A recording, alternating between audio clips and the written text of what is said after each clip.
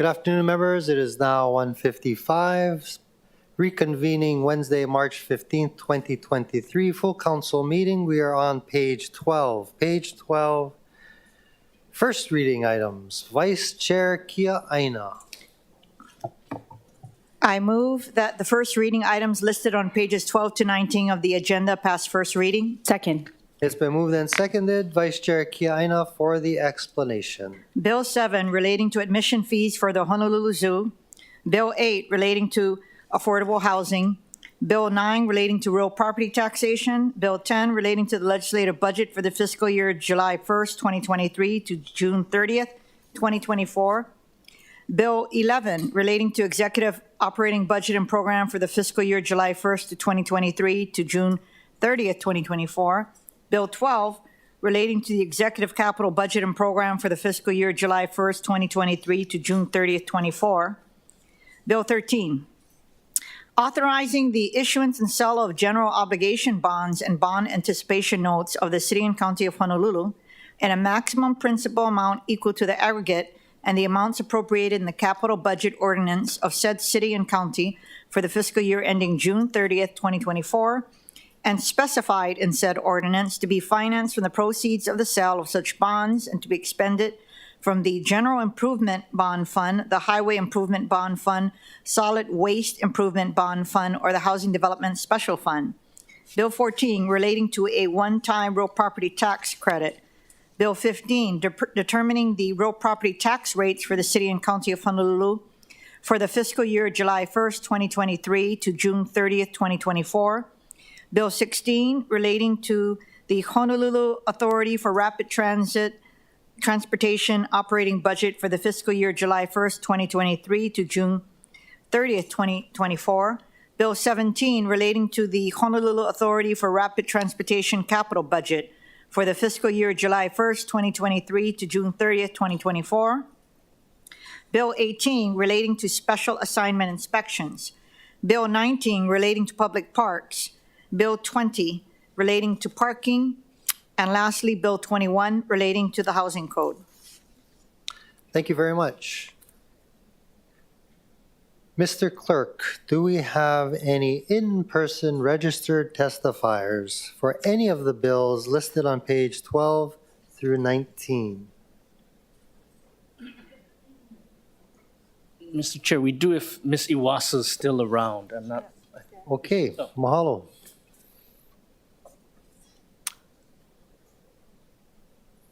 Good afternoon, Ms. Iwasa. If you could identify each bill by number and then proceed with your testimony. Thank you. So I'm testifying on all the first item bills that I would like to. Okay, thank you. Natalie Wassa for the record.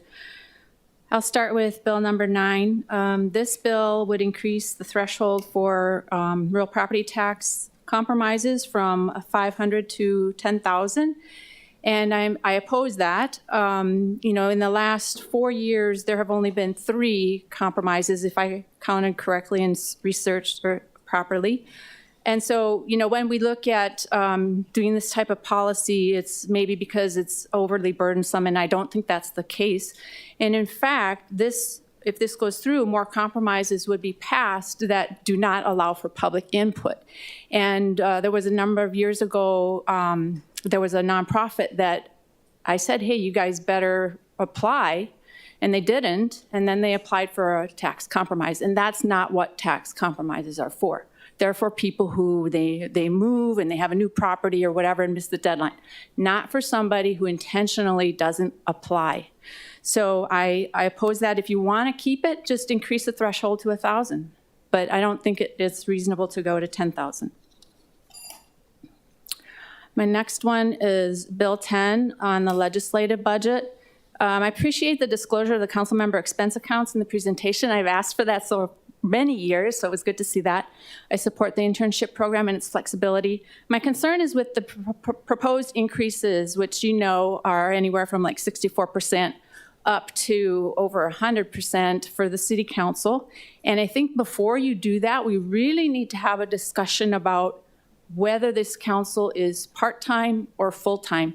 And it was deliberately set up as part-time because they wanted a variety of people with a variety of experiences to be able to run for council. So I asked that you have that discussion. It could be something like a budget committee, and then ask for input, because I know you guys have a tough job, but I also know that the neighborhood board attendance, where people expect you guys to be, has been spotty. I'm not pointing fingers here, but in the past, I've seen people, like one guy had a fundraiser the night of a board meeting. So anyway, please have that discussion. Oh, and if you do increase the taxes, take a look at the FICA expense, because when you go over the limit, then you max out on the FICA. Okay, with respect to Bill 11, the operating budget for the city, I'm testifying in my individual capacity. There was some discussion during the budget presentations about electricity. And I look at your lights in here, and I don't know, about 8 years ago, I said, why do we have so many lights in here when, I mean, those are decorative. We don't need those on. And it's just a little thing, I know. But, you know, if this is happening throughout the city, it really adds up. With respect to the DPP, they have grant funds for construction of apartment-like affordable housing projects. How are these recipients picked? What kind of checklist is there? Do they have to comply with all the laws? I ask you to look at that. I oppose the $1.5 million for the removal of haiku stairs. And with respect to DTS, when are we going to have a discussion on the changes to the bus system when rail is put into service? And I also note that the fare recovery ratio is now around 14%. It used to be around 30%. And what does that say for projections of the rail? Let's see, next one. I don't know why I'm so nervous. Natalie Wassa, bill number 12, the CIP budget. Okay, so this one includes $87.2 million for buses, which of course we need to replace. My concern about the buses is that they all have cameras on them. And every time they go down a residential road, they are recording people's homes. And we've never had a discussion about this. So it's easy for somebody, if they wanted to and had access, they could go in and get those recordings, look at, oh, that house there, or I don't even know if these are subject to public requests. But I ask that the Transportation Committee have a discussion about this, because I'm sure most people don't know that the buses are recording their homes when every time the bus goes by, which can mean up to like a couple thousand recordings per month. So how are they secured? Who has access to them? That type of thing. Please have that discussion. Next one, Bill 13 regarding bonds for the city. The CIP. So we recently heard that Moody's, I think it was Moody's, decreased the rating. And it was like all of a sudden this big surprise. But anybody who's been kind of watching things over the last few years wouldn't have been surprised. And in fact, there was a budget director a few years ago who told the City Council Budget Committee, the more bonds that you float, I'm talking specifically about rail, the more bonds you float, the riskier it gets. So people shouldn't have been surprised.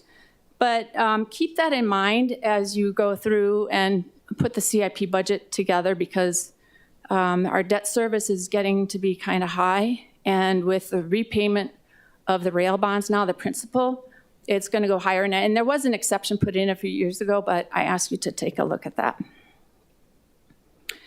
Okay, number 14, the real property tax credit of $300. So a comment was made. Oh, first of all, please, I want to apologize to the budget chair and the budget committee for my tone of voice during the budget meeting on this, because I was very upset. And you've heard me say, you know, renters are just not getting any relief. And, you know, when you have taxes going up time and time again, it's only a period of time before the landlords are going to be increasing their rent. So I would ask that this $300 credit be applied to all residential properties. Because if you're not going to do it for all of us, it's not fair to do it just for the majority, and just because they're the ones who have the loudest voices. And I know that there's some funding out there. COVID funds, I think, are still left for certain very low-income people. But we really need to watch out for a lot of our renters who are not in that situation, who are in the middle. Okay, Bill 15, with respect to real property tax rates. So if you look at that presentation that was given to you by the BFS, 89% of residential properties are residential A and 11% are residential, sorry, 89% are regular, 11% are residential A. The average real property tax for regular residential is $2,800. For residential A, average tax is $10,000. My landlord's taxes are going to go up to $8,000 this year if you keep the rates the same. If I lived in that property and I owned it, so let me say it the other way. He pays 90% more than I would if I owned the property. It's not fair. It's not reasonable. And if you take a look at the number of properties that are in that residential A, I think it's like 29,000. I calculated about 9,000, no, I'm sorry, about 24,000 are occupied by renters. Over 40% of our residents are renters. So I ask you to take a look at that. Renters, we don't care where our landlord lives. We don't care if they have 2 homes or 10 homes or if it's a corporation. We want a home that is well-maintained, repaired on time, the rent is reasonable, and we're able to have multi-generations if we want, that type of thing. So I think that gets lost in the discussion of these awful investors, these outside investors who we have to tax, we have to punish because they have a second home. It's not right. I'm sorry. Okay, Bill 16. The HART operating budget. I'm speaking in my individual capacity. I wanted to let you folks know that the internal audit function, we're moving forward with that. That is also something that I have been pushing for years, and hopefully we'll get that contract let soon.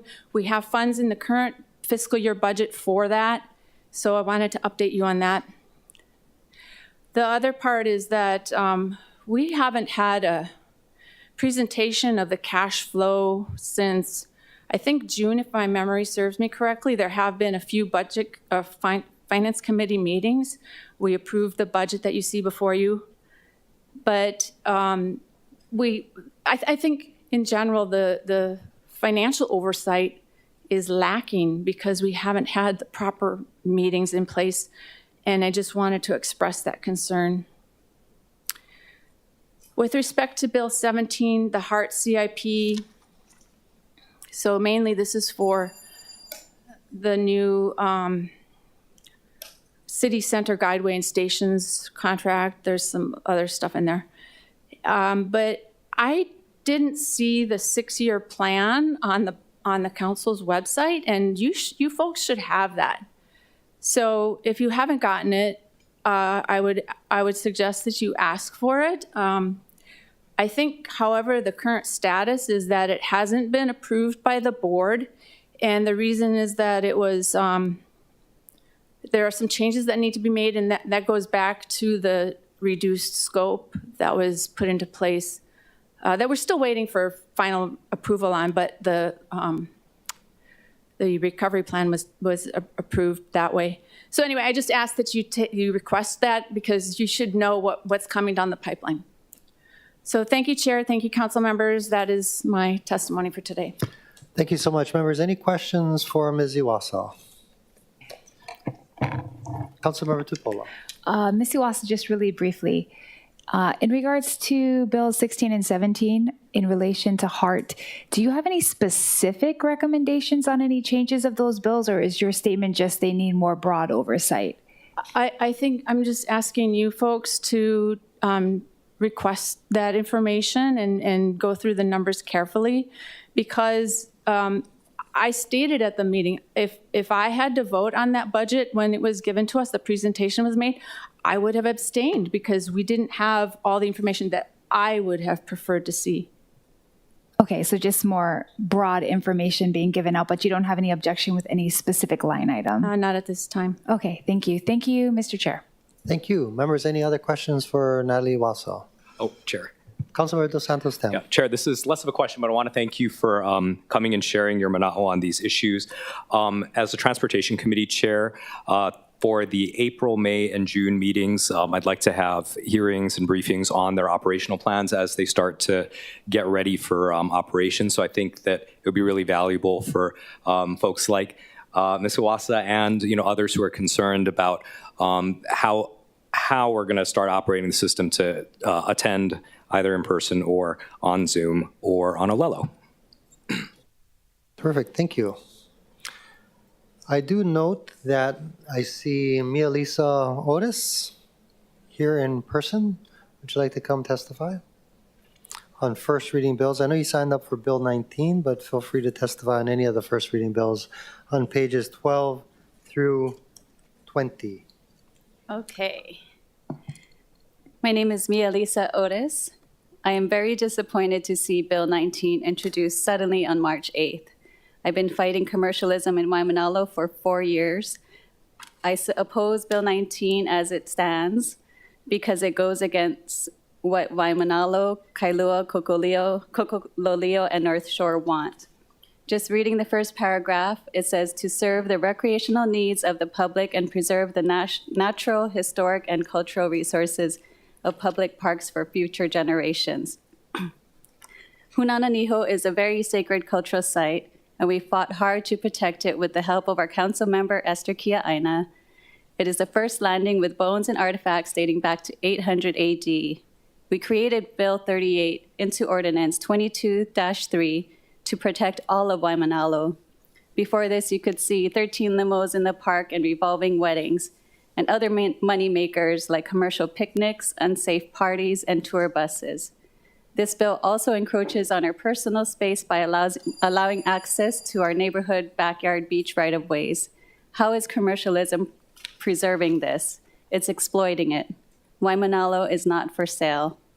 Back when you gave out permits, there were companies that wanted to help fix bathrooms and facilities, but they had their hands tied. The city made money, a lot of money with the permits and didn't take it upon themselves to fix anything in our parks. Our parks still need to be fixed. The laws that passed last year to protect Waimanalo, Kailua, Kokololio, and North Shore are working. Majority of companies are respecting the law and don't operate in our communities, but there are still rogue ones like this morning in Hunananiho. We still need consistent enforcement from HPD. Maybe you could organize a training because I called over 50 times and only saw 3 citations in all these years. I literally had to show officers the law, open the pages and point it out to them. Lost my place, hold on. There still wasn't any enforcement. What would be most helpful is a ranger program, hiring someone with knowledge and the law that can enforce for the benefit of the people. We also need signage, so there's no confusion and it's enforceable. Also, the city needs to do a training on jurisdiction so DLNR and HPD can stop passing the buck and nothing gets done. Permitted commercial activity is unacceptable in our community of Waimanalo. I understand their reasoning for having a blanket law, I really do, and I want to protect the west side also, but each community has different needs and wants. Allowing PUCs, commercial photography, and recreational stops would cause more confusion when you just passed a law last year restricting it. Save the existing ordinances as is. Don't silence the voices of Waimanalo, Kailua, Kokololio, North Shore, and communities. We appreciate your help getting our laws passed last year. We would support your communities if you leave our laws in place. So I call on the Committee of Parks, or PESCA, Agi Toba, Val Okimoto, Radiant Cordero, Andrea Tupola, DPR Deputy Director Laura Thielen, and Mayor Rick Blangiardi, do not delete ordinances 2-3, 21-34, and 22-34. Losing the trust of communities will make your job more difficult. Please put communities over commercialism and the people over profit. Mahalo. Thank you. Members, do you have any questions for Melissa Otis? Seeing none, I do have a list of other testifiers on first reading bills. For example, on Bill 14, Ted Kafalas, who was here earlier. I'm not sure if he's online at this point. Robin Glass on Bill 18. Is Robin Glass here? No. Michael Waters on Bill 19, no relation to me. He had to leave. He had to leave? He was here. Okay, thank you. Evan Weber. Lourdes Milan. Hi, Lourdes Milan. Please come up to the podium and please proceed. Sorry. Hi, my name is Lourdes Milan. I'm a resident of Waimanalo. I'm also on the neighborhood board, not talking for them, but representing my area. I'm very disappointed to see Bill 19 as is. We would gladly support it if you would leave the existing laws in place. Do not delete ordinances 22-3, 21-34, and 22-34. I think I got them twice, sorry. In reading the first paragraph, it says, to serve the recreational needs of the public and preserve the natural, historic, and cultural resources of public parks for future generations. Commercial isn't going to meet the recreational needs of the public, and it most definitely will not preserve the natural resources, historic and cultural. You're once again putting the cart before the horse. What would help is the ranger program, educating them with the knowledge of the law that can enforce for the benefit of the people. We also need signage. There's no confusion and it's enforceable.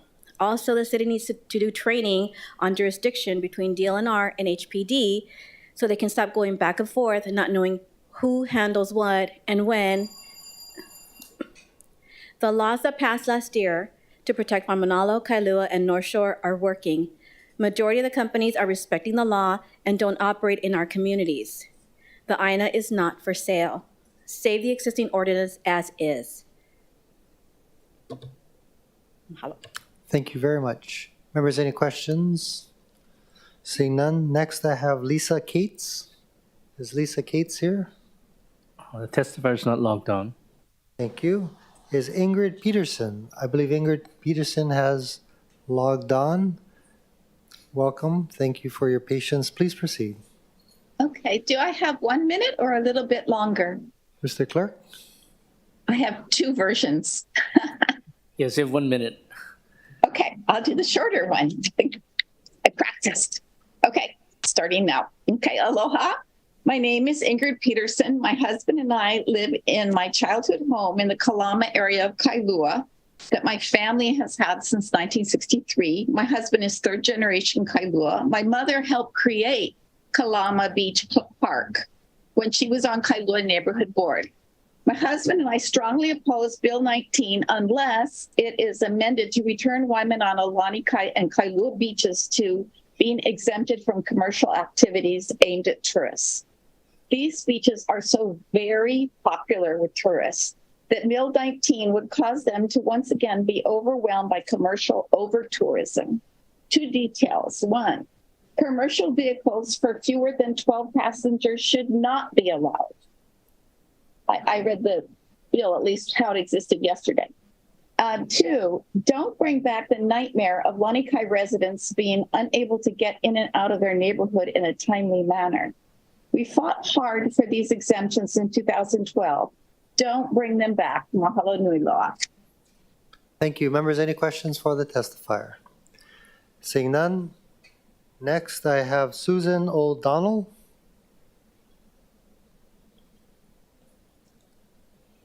Good afternoon. Thank you for joining us.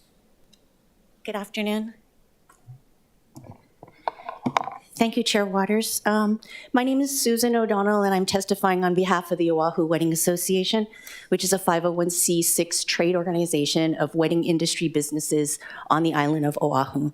And we in support of a unified set of rules and regulations for all beach parks that create a system that's fair to everyone. We also support education and enforcement of these rules, restrictions to prevent overuse, and a universal permitting system that's equitable. Therefore, we support the intent of the bill because we've always encouraged our members to get their permits, have their proper insurance, and follow the guidelines. Our hope for Bill 19 is to allow regulated access to all city and county beaches and parks, removing complete commercial activity bans currently in place.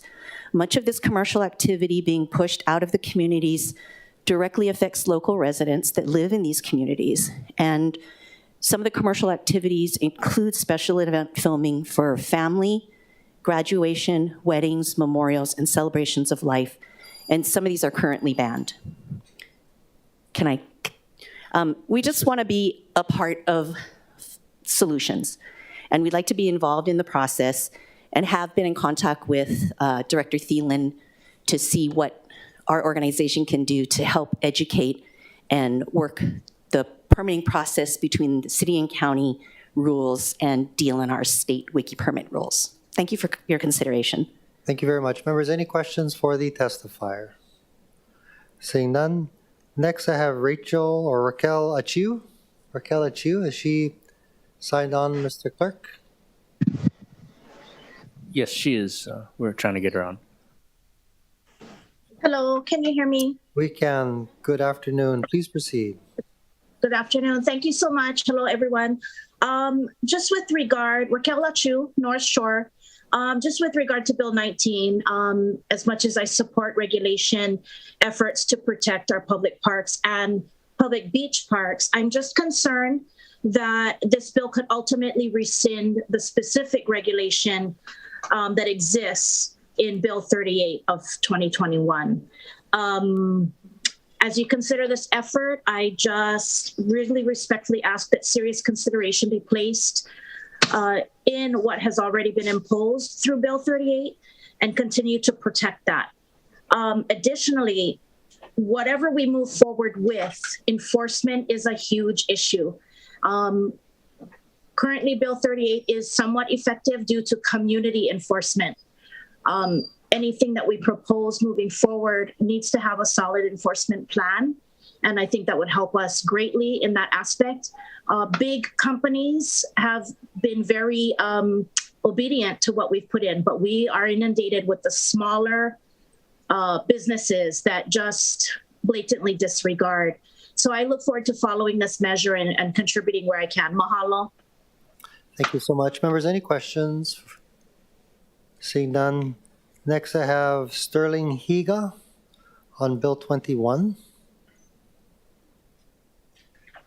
Hi, thank you, Chair. Thank you, members of the Council. Sterling Higa on behalf of Housing Hawaii's Future, testifying in support of Bill 21.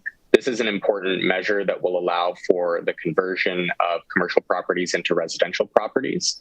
And I think it's important that we make use, especially of these underutilized and unutilized commercial spaces within the urban core to meet our housing needs while also repurposing property that is already developed so that we can keep the country by making the city a city. Thank you for your time. Bye. Thank you so much. Members, any questions for Sterling Higa? Seeing none. Next, I have Evan Owe, registered for Bill 21. Mr. Chair, the testifier is not logged on. Thank you. I also have Michael Rice on, well, pardon me, that would be later on. Okay, is there anybody in the audience who hasn't testified, who'd like to testify on any of the first reading bills, which are on pages 12 through 19? If so, if you can line up to your right and, no, go ahead, ma'am. You're there already. It's fine. You go first. And please just state your name and what bill you want to testify on. Aloha, my name is Kapua Maderas, resident of Waimanalo. And I grew up there in Waimanalo as well. Lived in Waianae for quite a few years and moved back to Waimanalo to take care of my mom. I currently sit on the neighborhood board and I chair the Parks and Recs committee, Park and Recreation Committee. Though I'm here to testify on my own behalf as a resident, And aloha to the Chair Waters and members of the City Council, and of course, Vice Chair Esther Kia'aina. I'm here to oppose this version of Bill 19 that would literally erase years of community efforts. And as you may or may not remember, my community of Waimanalo appeared before this council at the many hearings, as well as took to the streets of Honolulu with signs to gain the needed support to pass Bill 38. And all of our efforts were those that had been echoed over and over again by our community members, as well as other communities with similar issues. I am, at the least, very disappointed to see Bill 19 appear before us for approval. I'm in disbelief that all of the testimony of so many voices can literally be ignored and a new bill written so soon after. My trust in the government of Hawaii has been rapidly dwindling, and this just may be the last straw to prove that I am indeed not able to trust that government officials hear our voices. Though I am willing to hear other versions of Bill 19 that would include Bill 38 in its entirety or in the majority of its entirety, which we fought so hard for. I would like to also remind you that if recreation and enjoyment is your main concern, then parks need to be free of commercial activity because those, especially in Waimanalo, where I've seen cars line up from all the way inside, all the way out to Kalaniano Ole Highway, and our own very own residents cannot park or enjoy our own beaches and our own parks because of commercialism. Know that our Bill 38 included all sports activities, so they weren't eliminated, and our residents were able to enjoy our parks and our special spaces. Another thing I like to think about is that because Hunananiho is a Hawaiian homelands, as well as Kaiona Beach Park, those places belong to a special group of people, the beneficiaries. And those people should be the first to be able to enjoy those places, as well as maybe even in Kailua where homes were condemned, like the Ohana and their Mo'opuna probably now can't even find parking to go to Kalama Beach Park. So if you really want to, if Bill 19's intent is to provide more recreation and enjoyment, then please remember that over-tourism and over-commercialism does not bring enjoyment for us residents. It's very frustrating to go to the beach and you can't even find a parking and you have to walk 2 miles down the road because too many tourists are there. Mahalo. Thank you. Members, any questions for the testifier? Seeing none, thank you so much.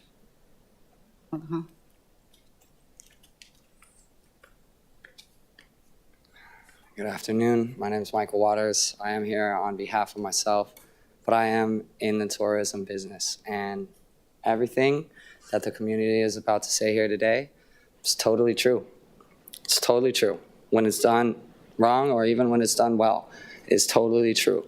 The people that have bones buried in the sands at the beaches that we're talking about should have the first say about how that beach runs. The community at Hunananiho, I can't say enough about them.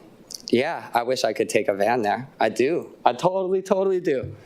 But the fact that they're willing to go out there and fight and, quite frankly, do your job to enforce your bill that you wrote poorly, knowing that it wasn't going to work or be enforced, and I do hate to say this, the next one that I know is coming, we have already received assurances that they are not going to enforce that one either. The only thing to do is the same thing that I've been asking humbly you guys to do for what, 18? Since we sat on the picnic table in the park up on the North Shore with Raquel, and I support everything she said.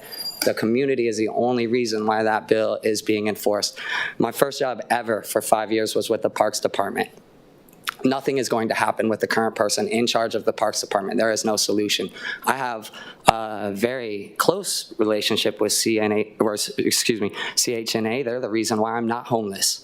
HTA, on the other hand, I went through their fake sustainability certification the last year. Took 11 years. I had to yell at them and tell them that I was going to mention them on this microphone to get my money back. Hawaii Tourism Association has no authority. They know nothing about tourism, and they only started to pretend about caring about Hawaii once we started throwing the same rocks back at them that they've been feeding everybody for all of these years. The only solution is a community. And I have a lot of respect, exactly what Councilmember Tupola said about these bills keep passing and the community doesn't see any difference. It's because if you run this house the way that the folks who built it, who the streets are named after in the area, intended that you run it, it don't matter who's actually in the house. You're still going to get the same results. Thank you. Any questions for the testifier? Seeing none. Aloha and welcome. Aloha, Chair Waters and council members. My name is Ikini Lindsay. While we understand the intent of Bill 19, I am in opposition of the ordinance, commercial and tourism activities invading our parks and shorelines. I am confused yet perplexed on the motion simply because for the past 3 years of community efforts and with your consent, Chair Waters, Bill 38 passed, which restricted these activities. We do not wish to go backwards in this progress, but to move forward in perhaps implementing stricter rules in protecting, managing, preserving, and defending environmental conservation. With the understanding of Bill 19 in progress, Bill 38 actively prohibits specific clauses, and with the new proposed revisions, we are afraid that will slacken current restrictions in place. Mahalo.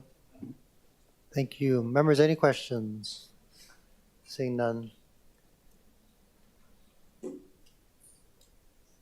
Take your time.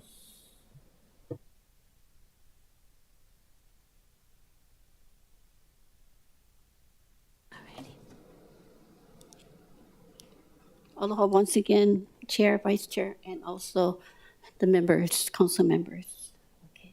Aloha, my name is Louisa Kiawe, and this is for Bill 19. Okay, this is my testimony. The impact on Bill 19, 2023 is like a toss-up in the air. So that means we have to face or deal with outsiders, tourism, commercial business activities, to where we were focused on keeping these areas safe.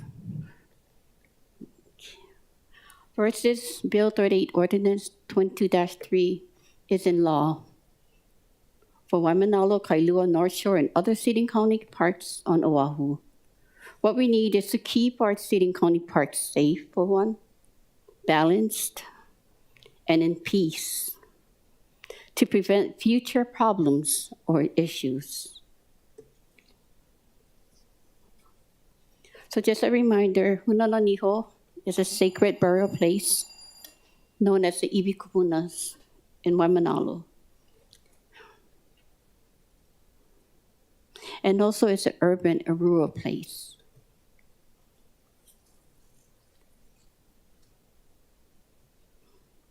Thank you very much for your time today. Aloha. Thank you. Members, any questions for the testifier? Seeing none, I believe we have one more person. Oh, possibly two. Please proceed. Aloha, Ano. My name's Merania Kekawa, as I mentioned. I strongly oppose Bill 19. And if I may, by a show of hands, to the city and county. How many members here on this city and county governing board are members in the Senate or the House? By a show of hands. Are there any senators or representatives amongst you? Okay, that's what I was hoping. And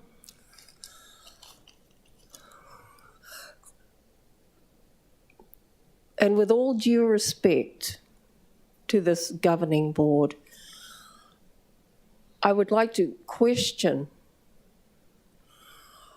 whether it's right to put these forward as bills.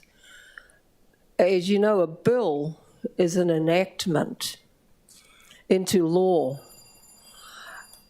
given only through the power of the legislative body, the House of Representatives and the Senate, House Senate. Your authority as a city and county governing board is to pass ordinances. Now, you know, there's semantics here, right? They're practically the same. Ordinances, bills, well, they become kind of interchangeable, whereas they are not. So my question is, you know, this bill, as you call it, whoever, are you a member of the legislative House or House Senate in authority to pass this, as you so call it, a bill? Because bills are only given, like I said, for the Senate and the House of Representatives to enact. You don't have that authority. So my question again is, and with all due respect, whoever introduced this as a bill has no authority because they're not on the legislative board. Now, you may quibble and say, well, hey, we have this authority. You have authority to pass ordinances, yes, which are then taken up by the legislative board. And if they are deemed anti-resident or harmful to the environment and our wildlife, they can stop those ordinances. But Thank you, ma'am. you as a May I body ask you don't to wrap have up a your right. testimony, please? You don't have a right to pass bills. And so you're turning the law on its ear. And if I could borrow the phrase from one of the council members, you know, you don't have constitutional muster to pass this. So I suggest you go back and you look at this, because it is a harmful ploy to take away the economic freedoms of our people. Now, when you consider that, taking away economic freedoms from the residents, yeah, you're dealing with bills that only the legislature has the right to say yay or nay on. With, of course, Can you with please wrap up your ours, testimony, ma'am? the residents' input. So I strongly oppose it. And once again, I question and challenge your authority. Thank you. Thank you. Questions? Any questions for the testifier? Thank you. Seeing none, thank you very much. Sir?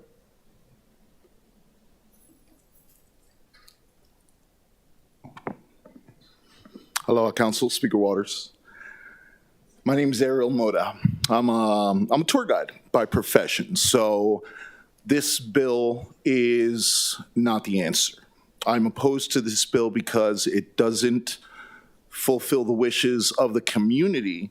It doesn't fulfill the wishes of the businesses, and doesn't fulfill the wishes of the, well, let's just leave it at that. So the thing is that it should start, instead of telling who can go where and what, it starts with education, right? And that education is, I thought, on the onus of the Hawaii Tourism Authority, right? Because that's why they are the tourism authority. It's under their purview to oversee these things. But from what I've seen in my time tour guiding, about 8 years, it's ineffectual. The Hawaiian Tourism Authority doesn't use their authority to make sure that, and not just the tour guides, because most of the tour guides, and I'm not speaking for the industry, I speak for myself, but in my experience, the tour guides that I know and work with, we are extremely aware of the community, extremely aware of the sacred places and their significance to the community. And we do not, we go through great lengths to not step on those toes, because it's been done.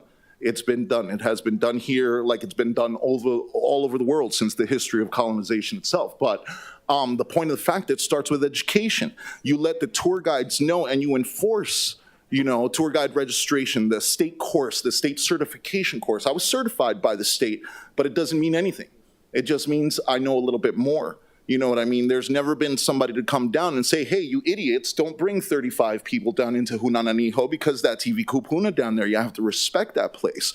But it's also, there was never any outreach to the community itself until the community came to you and was like, hey, we have to stop doing these things. We can't have these people coming in here all willy-nilly like that. And I'm pretty sure, I don't speak for the community either, but I'm sure that there's a way to work this where it's mutually beneficial to everybody.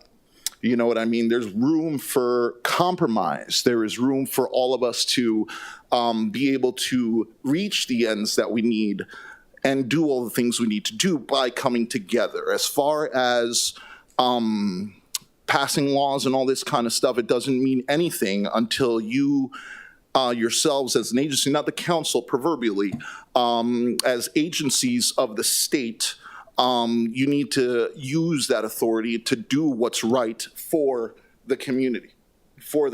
And that starts with not the tour guides, but the tour companies themselves. You need to hold them accountable. There's owners out here that are telling their tour guides that know, hey, we can't stop in Makapu'u. We can't go Hunananiho. We can't go to Kokololio, but there's tour guides still pulling their vehicles in there because it's not enforced by those companies, because it's not enforced by that overseeing authority that those companies are doing what they're supposed to be doing, and that directly impacts the community. That's when we get people stepping on sacred places, taking stones out of heiaus, all the terrible things I've seen in my time, ladies and gentlemen. So that being said, your bill is not an answer. Your bill is not an answer. You guys need to go back. You need to get into the Hawaii Tour. Is there a representative from the Hawaii Tourism Authority here today, by the way? Sir, can I ask you to wrap up your testimony, please? I will, Mr. Waters. Thank you, sir. So also, that's a big fault right there. This is directly under the purview of the Hawaii Tourism Authority, and there's nobody here from the Hawaii Tourism Authority. That's shameful. Tourism Authority, ladies and gentlemen. So, respect. Number one, first and foremost, respect for the community. Number two, education. Teach people how to respect the community. Number three, make sure you're not stepping on toes. There's a way, there's money to be made. There's money to be made for everybody. But there's a way to do that where it fits within everybody's values, within everybody's mores, within the culture that we live under, ladies and gentlemen. Thank you for your time. Thank you. Members, any questions for the testifier? Seeing none, I do note that Senator Favela has been waiting very patiently. Senator, I apologize. I did get a note that you wanted to testify first, but I did not see you initially. So please, Senator Favela, the floor is yours. Thank you, Chair Waters and council members. Okay, let me just, I'm writing voice in opposition to the above reference bill 19. I propose to establish the island-wide state standard limit on procedures and commercial activity in state of public parks. There are a number of parks that already have restrictions and recreation commercial activities in place. For example, last year, Bill 38, which I thought it was a good bill, enacted a ban on most commercial activities on the east of Oahu, city beaches, parks from Waimanalo to Bakua. These commercial bans were established based on public input, specific impact unique to the community following public hearing before the council. Bill 19 has a potential of going backwards, step backwards. The community have made their progress in controlling the commercial activity to our parks by fix something that is not broken. But I am again concerned about this bill has potential for allowing commercializing in a park and currently enjoy the piece of enjoyment of everyone using the park, and then for them to make an extra buck. These islands-wide approach commercial activities proposed in this Bill 19 may also be for more profitable activities than in the areas where the issue do not exist. So again, I ask you, City Council, to oppose this bill and work with the State Senate to find more solutions and improvements and improve the overall, because could take care of our natural and our cultural resources. Thank you, Chair Waters and Council members. Thank you, Senator, and good to see you. I also have, any questions for the Senator? Seeing none, I also have Moani Keala, who registered to testify remotely. Yes. Aloha. Aloha mai kako, Chair Waters, Vice Chair Kia Aina, and council members. Mahalo kia kua for the ha o Keola and the aloha we all share for Hawaii. Ovau o Moni Kealananda Ansich, and I am a concerned resident of Ko'olau Poko Monowili, and I serve on the Waimanalo Parks and Rec Committee. I'm testifying today representing our Halepule Ka'ohana o Kealoha, who have had the blessing of standing with the Waimanalo community for the protection of our iwi kupuna, our eldest ancestral bones, and sacred aina o Hunananiho. As a kahu kanaka o iwi o Hawaii and one who has been shaped and nourished by the ike of the kupuna community and aina of Waimanalo and Kailua, I strongly oppose Bill 19 as it may reopen the doors yet again for the flood of commercial activity to overrun our community and opposes what so many have worked for and sacrificed to secure. Bill 38 in 2021 finally put people before profit, and for that we are grateful for the support of council members and to Mayor Blangiardi, who considered the concerns of a multi-generational group of active leaders of Waimanalo, and council member Esther Kia Aina, who has compassionately worked to advocate for the people's leo to be heard, and the support and passed Bill 38 for the protection of our aina and the respect and respite for our community. After Bill 38 was passed, the community finally experienced rest and the ability to enjoy their beaches and sanctity of these ancient resting places of our kupuna, from which we came in peace. After decades, there was finally the ability to hold others accountable who have profited from commercial activity in their land formerly who could go and do their work for profit as they pleased at any time and every day if they wished, with little to no revenue going back to the Waimanalo community. We must also remember what is Hawaiian homelands and that most of Waimanalo is crown lands, as the Kanaka o Iwi o Hawaii, the first peoples of the land at large, are not benefiting from the use of the land that are ali'i intended for the good of our people.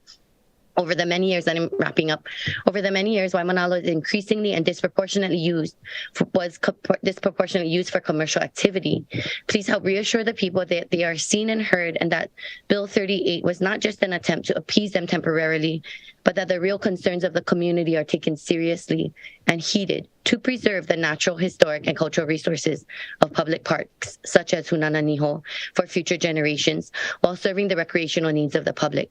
May you please also consider the difficulties faced with enforcement to limitations as you seek to establish island-wide standards, limitations, and procedures by which certain commercial activities may be permitted within the city's public parks. It may sound fine within the walls of a meeting today, but on the ground and in the aina, every day is reality. And now hearing earlier testimony that people from the commercial industry are actually told to not told not to worry because nothing will be enforced is enraging. With that being said, we support the process for finding what is good for every community island-wide, and we ask for your consideration of the potential hindrances to the progress made thus far in Waimanalo and Kailua, Kokololio, and North Shore. Mahalo nui no ko'oko ho'olohe'ana mai ke akua pu. Thank you so much. I do note that Ingrid has her hand up. However, she had already testified on on Bill 19.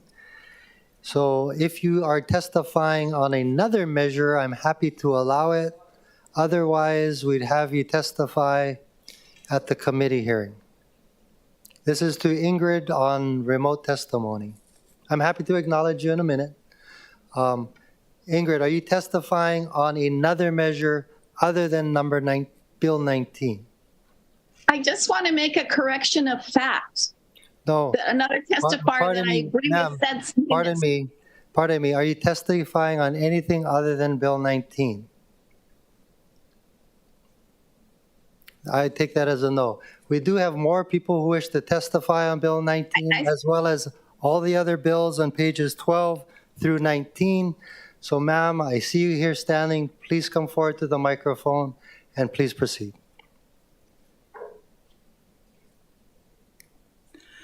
Aloha, Chair Waters and distinguished council members.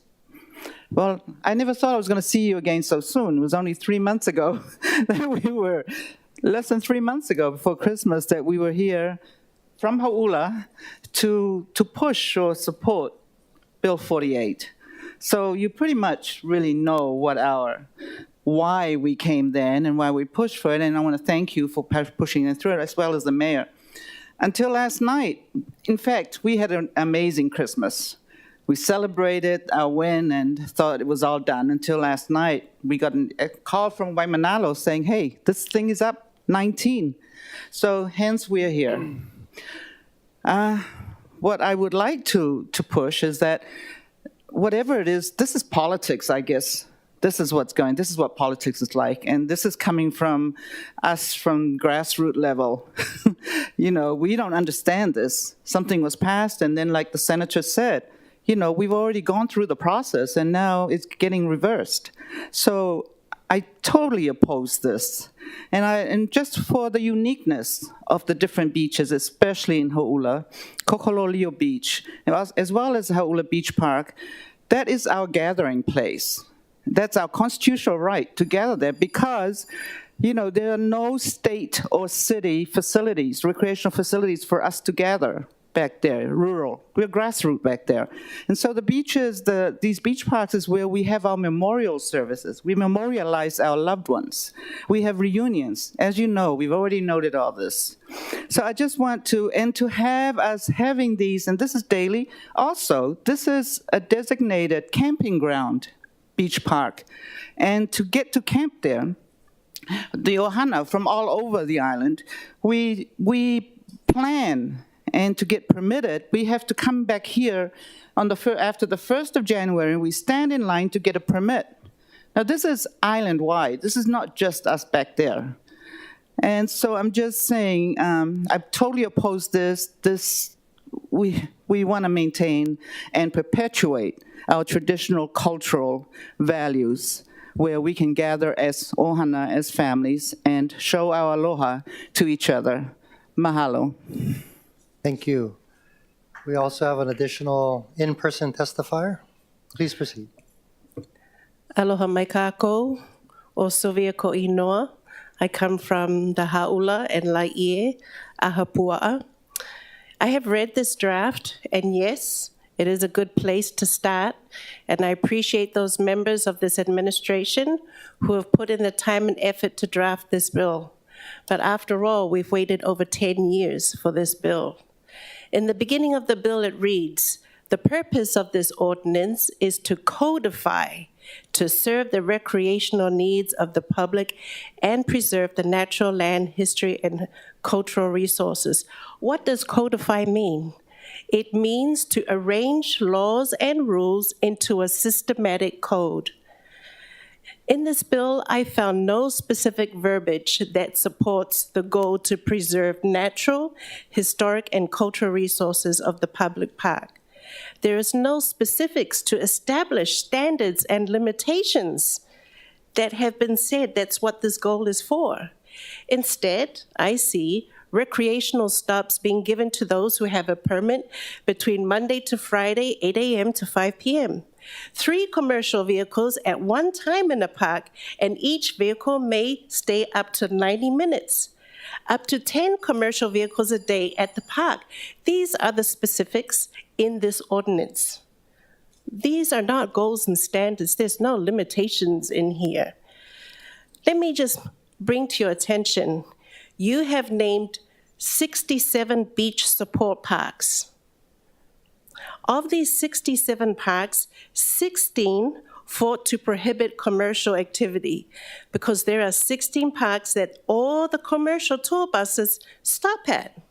And that's why we all came. We came to testify that we don't want all the commercial tour buses at our 16 parks.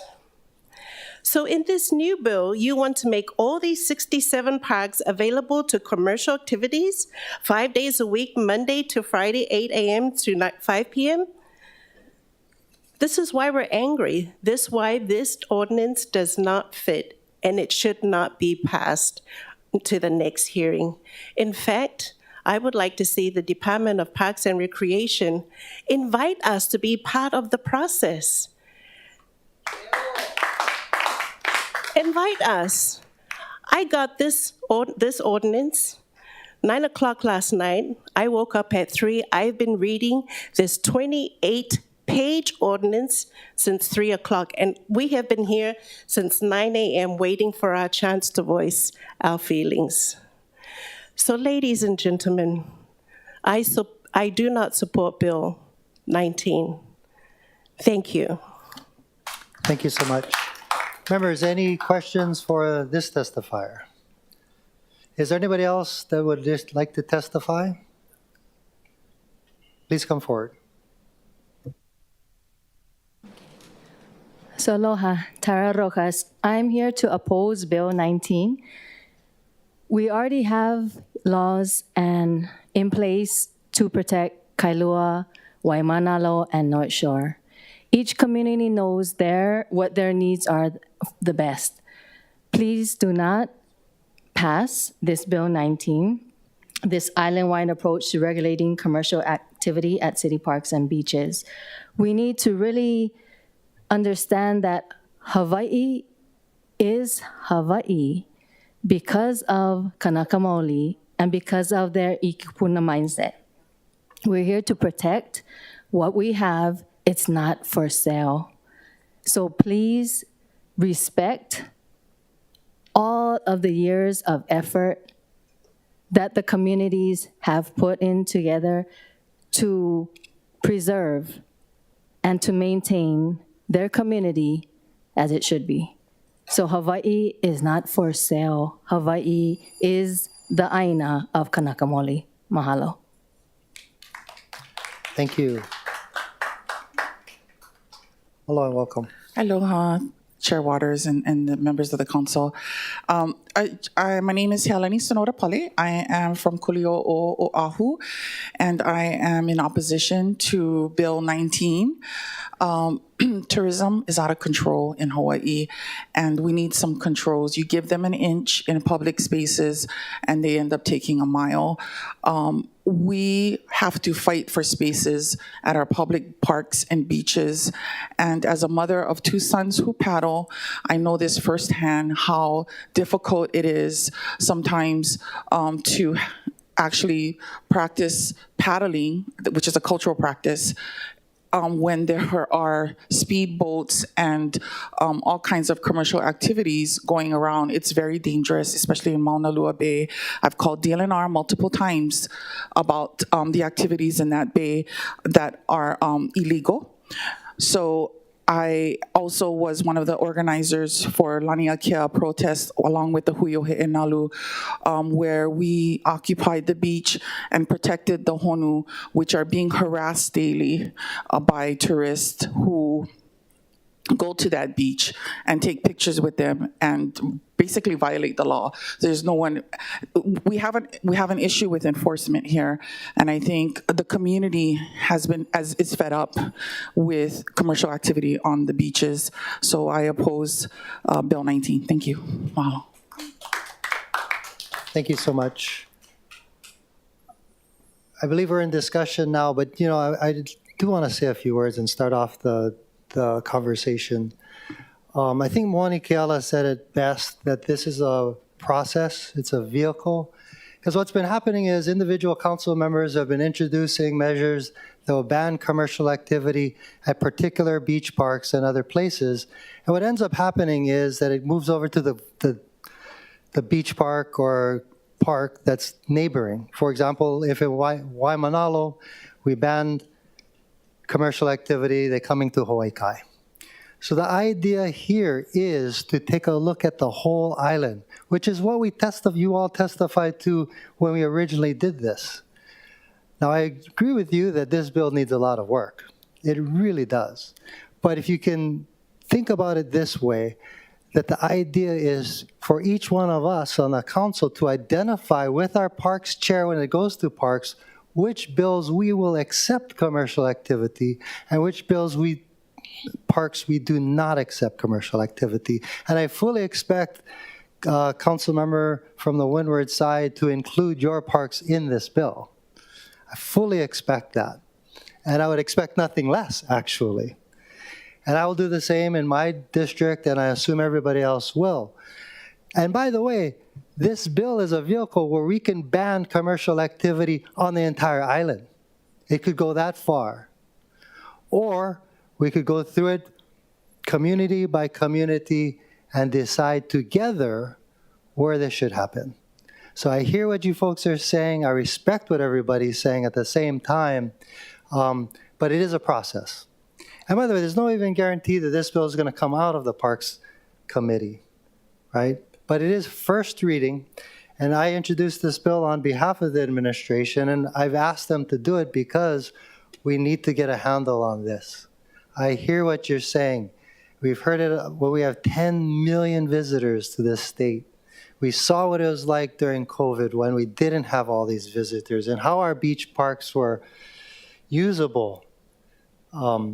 Traffic on our roads was not here because all those rental cars weren't here. I feel what you're saying. But please consider this as a vehicle to actually clamp down on commercial activity for the whole island. And then be able to enforce. I also hear what you're saying. You got to be able to enforce it. Why pass a bill if you're not going to be able to enforce it? And by the way, we feel the same frustration that you do when these aren't frustrated. I'm sorry, I gave you a chance to talk, sir. That's basically all I have to say. I want to turn it over to you folks. Do you have any discussion at this time? And by the way, we're talking about pages 12 through 19. We still have 28 pages to go through. Members, please. Councilmember Kia Aina. Thank you, Chair Waters. I think just for clarification purposes, the difference between the current laws and the proposed Bill 19 is that depending on the law, they are stronger. The laws that we have on the books are stronger than this bill. So let me just say at the outset that I appreciate the intent of the Department of Parks and Recreation to try to deal with an island-wide approach, because I support that effort.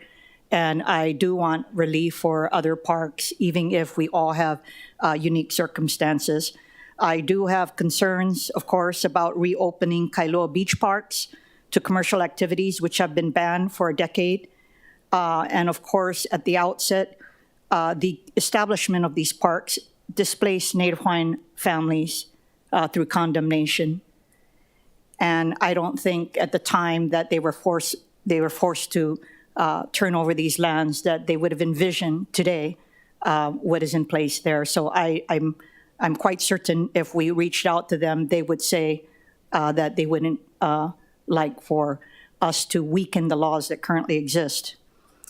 I also clearly have concerns about reopening Waimanalo beach parks to commercial activities after working so hard with the communities to identify what is right for those specific parks, most of which the city leases from the Department of Hawaiian Homelands. And I say that again, Department of Hawaiian Homelands. As was mentioned by one of the testifiers, the beneficiaries of the Hawaiian Homelands program should have the first say in the future use of these lands. And I worry that if we were to repeal the current laws on the books, which this bill does, that Hawaiian Homeland beneficiaries, which includes myself and the majority of my family, will ask for the lands back and that the license agreement be canceled.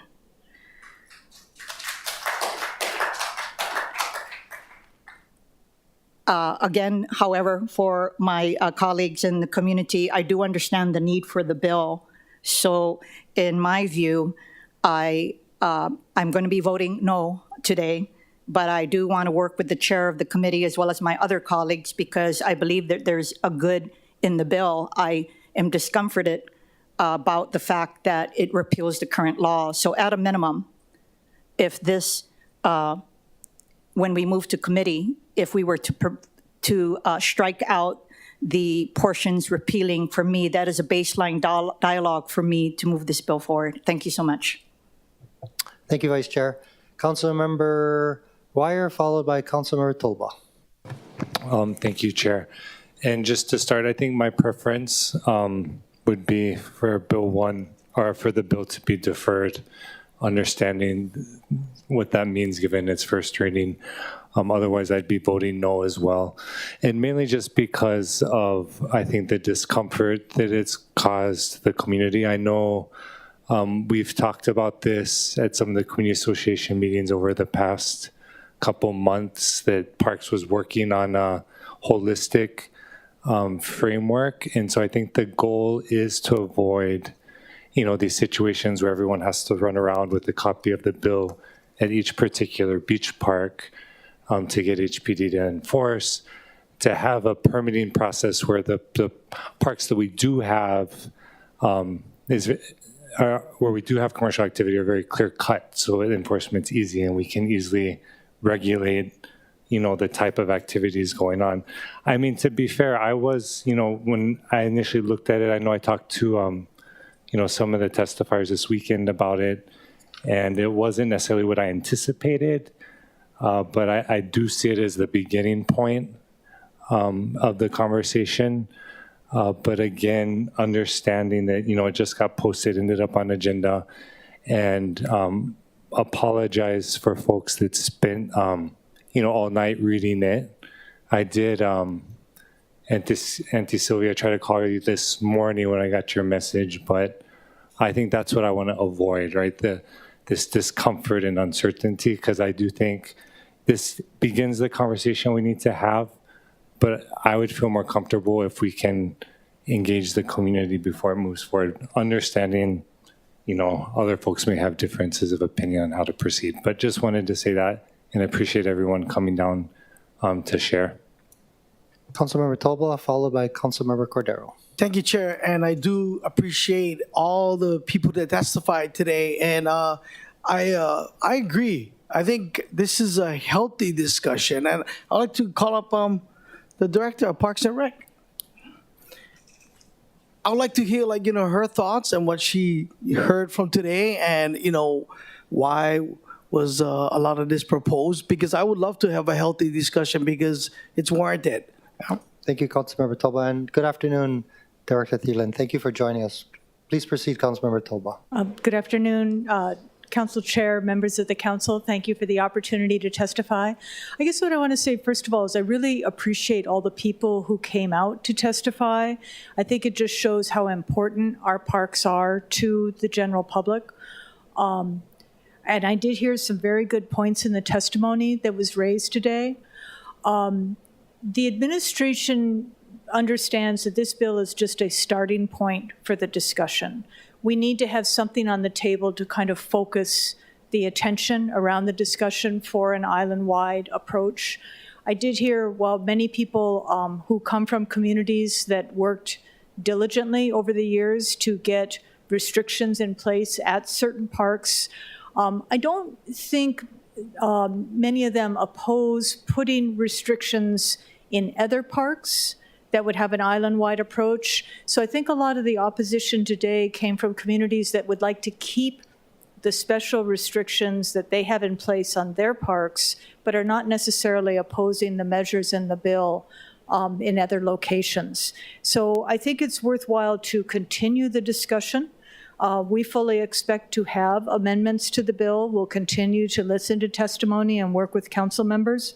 I think in some of the points that were raised today, the intent of the bill is to codify the primary purpose of parks is for recreational use. One testifier mentioned that that language should be in other provisions of the bill that have the restrictions, and she's absolutely right. I think we should add that language in to strengthen it and to explain it.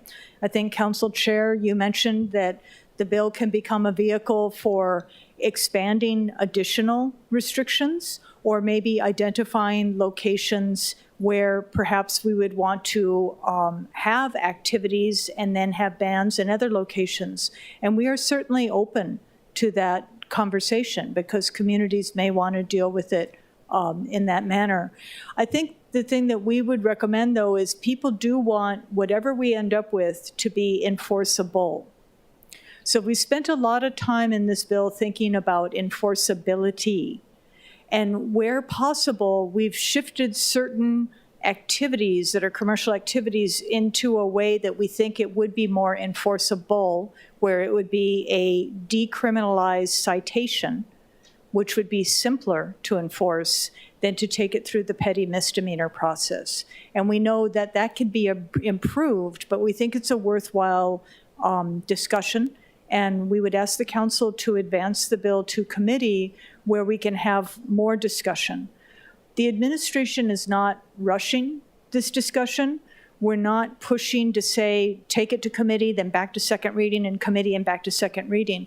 We fully understand that people are going to need some time to review this and to have more conversation on it. And so if it sits in committee and then goes for some work, and the committee can hold it over and it can remain in committee for another month, we're fine with that.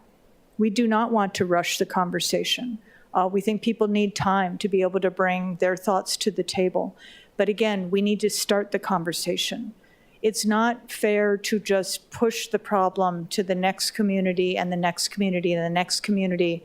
We have to wrestle with an island-wide approach one way or another. I don't know exactly how this will end up, but we are open to working with the council members and members of the community to end up in the right place. So for the record, you're not opposing anything that they're saying? We fully expected the communities that have restrictions in place to come forward and to fight to keep those restrictions in place. Good. I look forward to many discussions and really, honestly, finding creative ways so that we all can work together to make this thing work. Thank you, Chair. Thank you. Members, any further questions for Director Thielen? Councilmember Cordero, followed by Councilmember Tupola. Oh, not about this bill. This bill? Okay. You have a question for Director Thielen? Please proceed. Thank you. While we have the director here, thank you for being here. I'm really feeling, for the community because they had worked so hard, but also because I'm sure to some degree it felt a little deceptive to see a bill pass and then see another one come a few months later with everything being repealed. And I had asked, because I know you came up multiple times saying, hey, I prefer a county-wide approach. And so do I.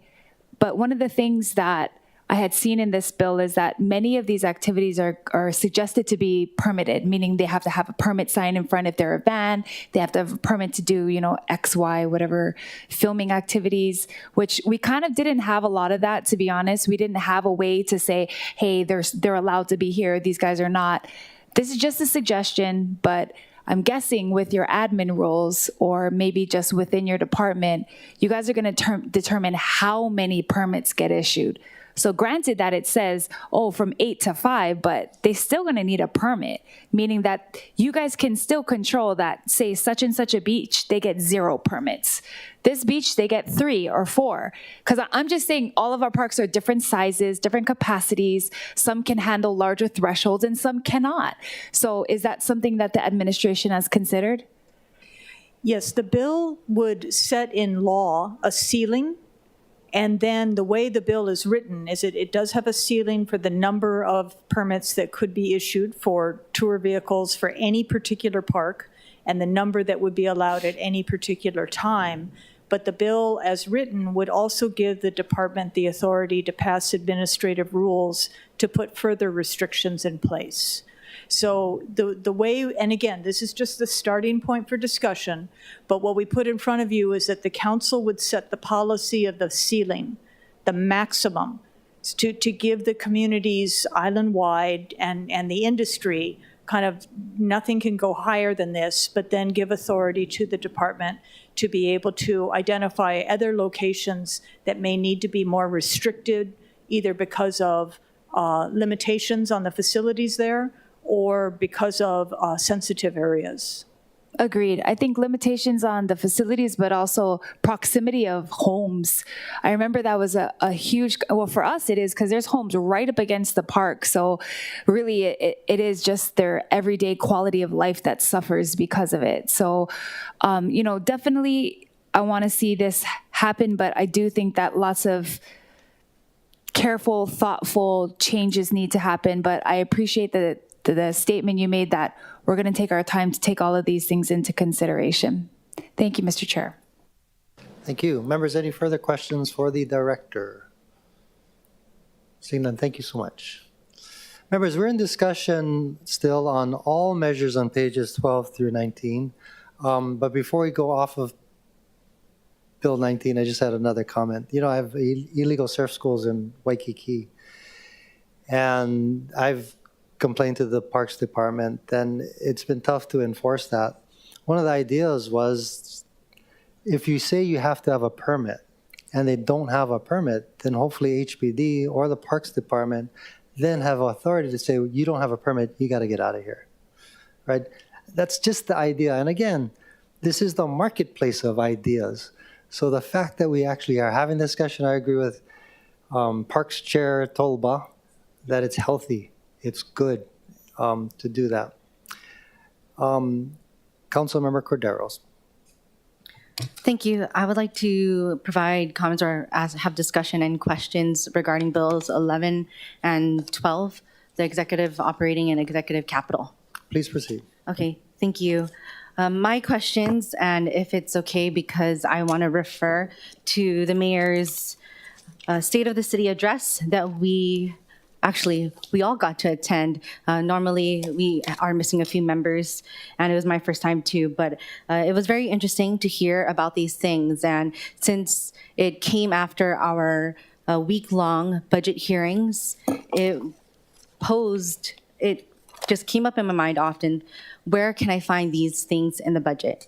And so, first off, I guess since Director Thielen was here, if I could ask Director Thielen to come up, I'm so sorry, about where in the budget is the Wi-Fi for city parks and beach parks along the Waianae coast?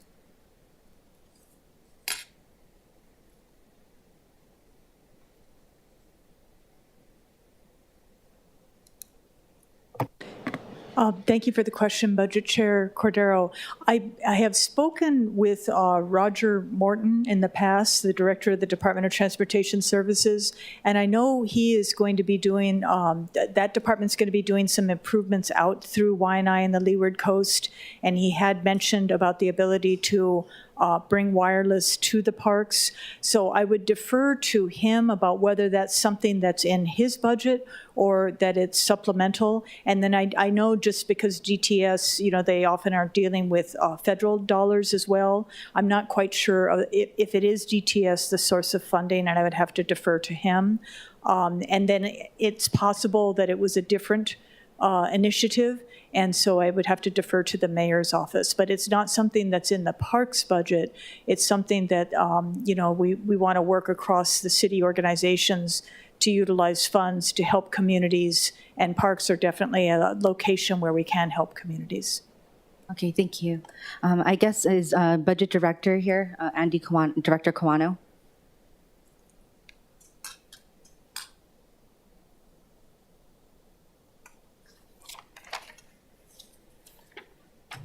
Hi, Director Kawano. Hello. Yep. Okay, thank you for being here. My question is, once again, in relation to the State of the City address, in relation to our budget bills, specifically Bill 11 and Bill 12, and to some of the announcements that occurred yesterday. Of course, we know about the affordable housing work program, not workforce program, but the whatever workshop that you all have. And my question is, it's mentioned that there's new programs, but have there been new policies that have been identified by the task force or working group that has been set forth by the administration?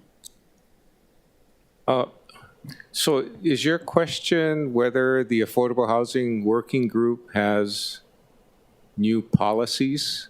Yes. Concerning, a little more detail on that, concerning what?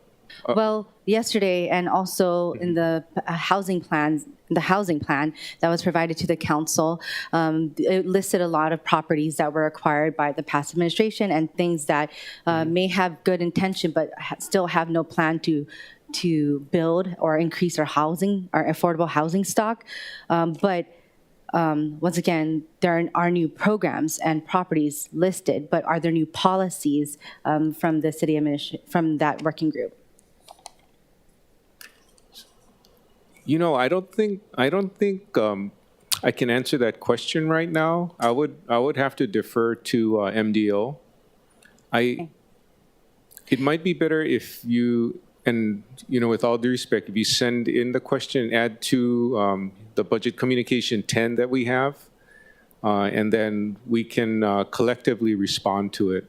Okay. Because I'm having a hard time understanding what the question is. Okay, well, my next questions then are also, we have about 1, 2, 3, 4 different groups or task forces or studies that have been announced within the city by Mayor Blangiardi, stating one, in addition to the Affordable Housing Working Group, would be a study for potential reorganization of the city's housing and homeless programs, reorganization, and a survey led by DPP to survey municipalities of our size to find efficiencies in DPP. Then there's a city task force regarding evaluating EMS and ocean safety. So my whole thing is, we're having a lot of different groups and studies, which also takes up a lot of time. But there's also efforts like the judiciary system regarding the investment to obtain a common repository between our judicial system and the legislative body and executive bodies. And where is that going to come from? So a lot of these things that were mentioned, I just want to know where they are in our city budget. Of course, I already released our budget communications 10. So I just want to know, like, if we're just having all these without a particular timeline. I mean, I know DPP has a timeline by the end of this year, but our Affordable Housing Working Group has been meeting for the past 2 years with only programs and listing properties versus policies. So what's our plan to get all these properties and projects up? Like, we keep mentioning D-Light Bakery, but D-Light Bakery still has no plan. So I need to know, like, what our plans are to increase our affordable housing stock and how it's going to be related to or be in our budget, what it's going to look like in our budget. I know that we are adding more people too. And so I just want to know, like, are we using where they are located in our budget? Because are we going to end up using FRF funds for it instead? So yeah, you're right. I probably should ask this in a question, but once again, I already sent out my budget communication 10. I just want to address that now. Okay, so your questions were very complex. I'll try to break down what I know with regard to the larger 3 to 4 studies. There are 3 big ones, right? One was DPP. I think the point the mayor made was that We have things staring us in the face right now. So if we're not structured right, we won't be able to execute and provide the right kind of response and service. So what he was doing was calling out, use DPP as an example, Don Takeuchi Apuna and Jiro Sumada, the deputy director, to come up with a study using empirical data, looking at best practices across the U.S. to determine if we're properly structured to actually carry out the service effectively to reduce the time to get permits out. So that's an example, and I think that thought process applied to all of his three studies or assessments, if you will, that he mentioned yesterday in his State of the City. With regard to those kinds of studies and projects, I don't believe we have it in budget yet because we don't know where we're going to end up. So talking about DPP specifically, it's not in the budget. You know, we don't know where it's going to end up yet. We may find out we're structured based on the services we have to provide the best way possible. And, you know, the focus will be, okay, how can we be more efficient? How can we respond faster? So, you know, until we complete that study, we won't know what the budget should be. And I think it's not, it's, you know, understanding where we are, breaking things down, and then, you know, coming up with the plan. And I think the plan that you're talking about, just focusing on that as an example, is something that we're working towards. Part of it is having the right structure, and that'll be a part of the plan that we roll out for DPP. I understand. And Director Kano, and I know this is like, these are very broad comments, but a lot of these requests have been made by members who are sitting, my colleagues who are sitting next to me right now, who have been here the last 2 years, relating to the reorganization of DPP and the housing structures and whatnot, looking at possibly setting out and looking at charter amendments or all these other things have been brought up by even past councils before. So, I mean, we like to keep track of how long we've been in. I was elected at the same time as the mayor. We've been here for that same amount of time. So when are we going to be able to come up with something that we can get running on? Okay, so your question is, what do you want me to respond to? How It was just a comment. We're going to get. It was just a comment. You're just making a comment? Yeah, just Okay. making a comment. Because I'm trying to understand so I can respond and answer questions. Well, I'll get that to you in writing. I have one question, though, that is looking for a response in the budget. And we did talk about in the departmental budget briefings, and I think it's also included in my budget communication 10, but relating to the early education, is this in relation to how we're handling the DDC construction project at the structure? Is this where this stemmed from? Again, early childhood programs. You know, I know with respect to DCS, it's one of the, you know, strategic focus areas they're working on. And the mayor mentioned that, you know, we're going to collaborate with the state to improve early childhood education. And so that's, you know, that's a focus area, part of the strategy. Were we asked by the state to hire, to come up with a position which Mr. Ted Burke has now? Were we asked by the state to do so? Can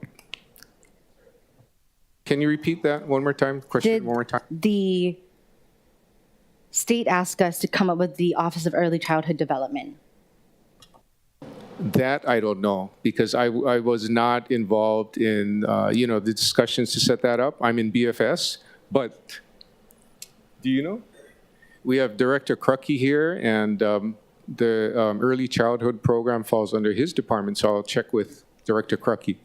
And to preface, I know that not everyone gets to be a voting member on the Committee on Budget, which is why I want to bring this up now, is because I don't want to, okay, first off, Director Crucky, are we duplicating what Lieutenant Governor Sylvia Luke is ushering forward at the state with our Office of Early Childhood Development? So the Anton Crucky, Director, Department of Community Services. Thank you. I'm not exactly sure I understand exactly what the question is. What we're doing with the early childhood resources is we partnered with the Hawaii Community Foundation for Ted Burke, and he was introduced during the speech yesterday, and he testified during my presentation of the budget. And so what we expect to do with that office is right now, Hawaii Community Foundation is paying for that position, but then we're going to build up a couple more positions in that office and kind of figure out the direction of where we lay. We're not totally aligned with the state. They're really focusing on preschools and the input to that. What we're trying to do is as a early childhood resource is look at what is the city's contribution to that, and also how do we hook into other cities' contributions to that. I think that there's a big role to play in Ted's knowledge about the teachers needed and how we're set up, and then how we can coordinate with the state. But it's not an exact alignment. It's really to focus on the city's priorities for early childhood education and also childcare. So with the funding from Hawaii Community Foundation, we're just giving more money out through that coordinator?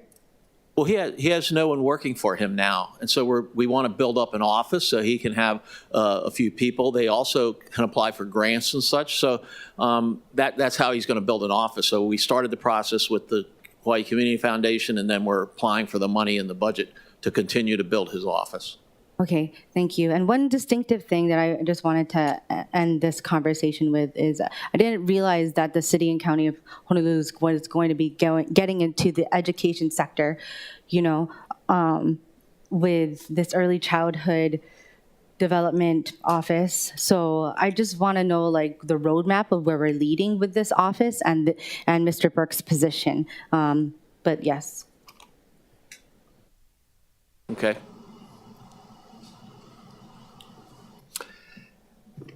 Councilmember Tupola, followed by Councilmember Okimoto. Could I have Director Crucky again? Sorry. Thank you, Director Kawano. Good afternoon, Director Crucky. Just to follow up on the question that was asked earlier, I'm reading through the charter for Honolulu, and under Department of Community Services, it's pretty short as far as what are the duties and the powers. And it says, develop and administer projects, programs, and plans of action for human resources, human services, and housing programs. I think in the past, we've all considered that to be homelessness and housing. Some time ago, maybe a year ago, we had talked about even doing away with the Office of Housing, because right here in the Department of Community Services, it says that that's what the function of this department is. Now, I would say that we are not comparable to other cities because in other states in the United States, they house some of their education programs in the cities and counties. We do not. We have one Board of Education and one Department of Education that does not operate on the county level, although some people would like it because then we would have other authorizers that could help charter schools and whatnot, but that's actually not currently how we run. So I'm just bringing that up because when I did hear, that we're going to expand early childhood education, I had to look back at the charter and ask myself, is this the role that we play? Because I think we are already strapped thin everywhere, and we already need or have been asked if we could expand the managing director's office. So we simply can't just expand everywhere and at the same time worry about cutting property taxes. There's going to have to be a balance somewhere in there. So I need to know from you, and again, there's just 4 directives for the Department of Community Services. Do you feel like within the charter of the City and County of Honolulu that it delineates that you should create an Office of Early Childhood Education? Thank you for that question. It's a very good question. I think that I was given the task to put the resources and focus in place to build a roadmap. Where the office eventually would reside was to be determined later. And so I think I was just given the task to tee this up to get it started so that we could look at it, we could review it, and build a roadmap on what the city's role should and should not be. So there isn't a determination that this will reside in DCS. It was really given to me as a way to develop it for the city. Well, respectfully, Director Crookie, we need you to worry about homelessness and housing. That's what we need you to worry about. We just talked about Bill 3, that we need to make a better plan of how we're going to go about doing this.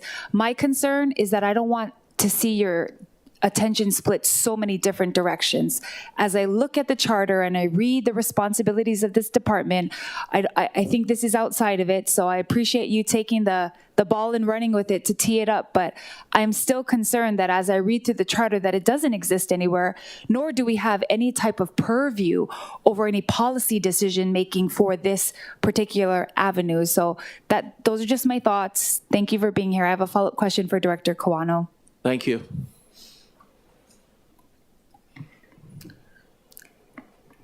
Aloha, Director. Yes, Councilmember Tupola. So one of the studies that was talked about was in regards to whether or not OSD should be their own department or with EMS. And so to the previous questions regarding studies, I'm looking through this budget and I don't see, you and I, we talked about the $500,000 study for vacancy tax, right? That one was built into the budget. The Office of, I just had a blank, sorry. Office of Emergency Services and Ocean Safety, sorry, I was like, the Ocean Safety Division has already kind of outlined, and I've seen their outline of what it would cost for them to be their own department. We even had, in fact, a charter proposal put forward into this council that we should just move forward and do it because the Ocean Safety Division had facilities, so it's not like we're erecting it from ground up, right? So I guess my question is, in all of the proposals for task force that were proposed yesterday, definitely the administration needs to go through ones that do not require us to spend a year and 2 years to study. That one is far along, just saying. There might not be other ones that are far along, but the ones that we already have substantial data and we've been discussing it, say for example, the reorganization of DCS. We had even talked about this in a hearing. I had brought forth all the documents because they had a permitted interaction group talking about what would be best on how to structure it so that all the housing could be aligned. My concern is we should not be repeating studies that have already been done. That one was done. We need to implement it. It even came with a bill that we could implement for the department reorg. So I think as you are the Director of Budget and Fiscal Services, when we come back and talk about this in committee and whatnot for the budget, I really think the administration has to hone everything in. Because one of the main points that I got from you when you came to the budget briefings was, we have a lot of bills to pay. We have a lot of things to do. So therefore, we cannot cut property taxes, exponentially because we need to be modest. We had our bond rating come down, so we want to, stay above board with this. So I think all things taken into consideration, we depend on you to be a fiscal guru for us, to be fiscally responsible. I feel honored to be able to do that, and I want to explain that we as an administration do not operate in a vacuum. So speaking specifically to ocean safety, I think the mayor shared a lot of new facts that have come up. The higher call volumes for service for EMS, for instance, with regard to ocean safety, getting back to that, there's a need for more lifeguard support around the island. And I think because of all of these changing dynamics, what the mayor is saying, we're trying to understand what's going on, trying to understand the problem. So he's saying, hey, this problem is a lot bigger than we thought it was perhaps a year ago. So he's saying, let's study it. And I think the study's being done by higher level staff like Director Takeuchi Apuna right here for DPP. So the budget is already in salaries expense in our budget for FY24. Depending on what the study determines, will determine the impact to a budget probably in 25. I think for the most part, our budget for 24 is fine the way it is. It could impact 25, but you're right, in terms of ensuring that we can pay our bills, the constraint will be, while option A may be the best option for a particular situation, can we afford it? Can we maintain it? and so on. And if we can't, maybe we can't go to A, we may have to go to B or C. And Thank you. that's the process we're going through. So I think for FY20, for the rest of this year and FY24, we can get the work that the mayor communicated yesterday in his address using our FY24 budget and the salaries that we budgeted for. I don't think we need a substantial amount above and beyond that. Okay, thank you for your answer. Thank you, Mr. Chair. Thank you. Members, any further questions? Councilmember Okimoto, you. followed by Councilmember Y. I believe she asked first. Sorry, who's first? You're first? Okay, go ahead. Sorry. Thank you, Councilmember Wire. Mahalo, Chair. I think I actually have a question again for Director Krucky. And if I ask you the wrong, if it's for Director Kawano, then I'll have you switch places. But it's kind of going along the lines of what my colleagues have been asking. And again, this is a new thing. Because we can't communicate, it's nice to hear the concerns that are being expressed. Because I did have some questions based on the mayor's speech yesterday. And there was a lot of great things in it, but a lot of things that I think caused confusion or a question in my mind. And that one of them was this early childhood development office. Because, well, one of the things I had to learn from moving from the state office to here is that there are different issues. There's education committees there aren't any here. So I was a little concerned when we are talking about in the city, we're now going to take on and create yet another department. And I was really concerned as to, is it our purview? Do we have jurisdiction over this? And why are we getting involved in this? That's one question. And the second question is, you mentioned the funding for it. And that was another question that I had as I heard the message yesterday. How are we planning on funding this? So you mentioned that there is funding for it now, but eventually that will run out. And so this is when it's going to fall back, the responsibility will all fall back on us to come up with the funding, which to me, I was again confused because as far as I've known, coming from the Department of Education myself, education is not a city issue with the way that our education system is set up here. So I kind of had two questions, the funding and why we're getting involved at this time with education. Because, like was mentioned earlier, our focus here has been, and your focus is a big focus, should be on housing, homelessness, and in another community, the public safety of our county here. Thank you for those questions. I hopefully I'll be able to talk to them somewhat, and then we can have further conversations.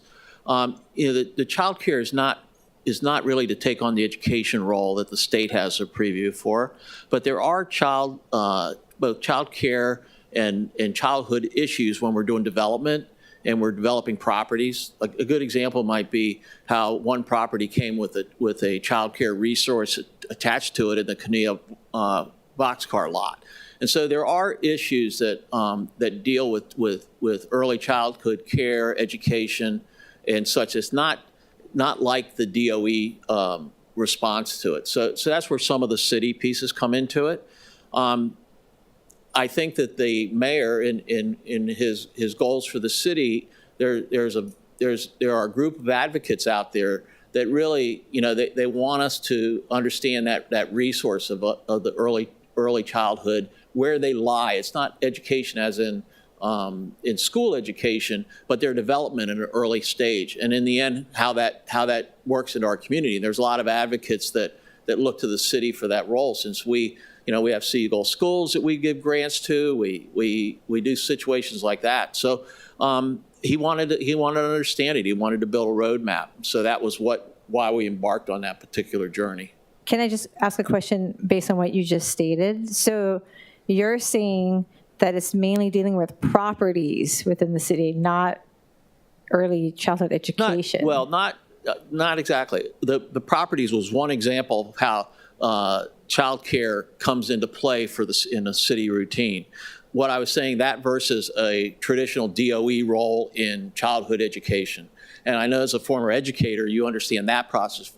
Yeah, so there's a difference between child care, daycare, and education. Education comes with curriculum and certification and accreditation and all kinds of things that are different from child care. Correct. And child development. So I'm really trying to understand, and you have to know that I'm not against offering services for our keiki, but I don't understand why we're taking it on now in this capacity in the city, because there is a big difference between child and daycare versus education.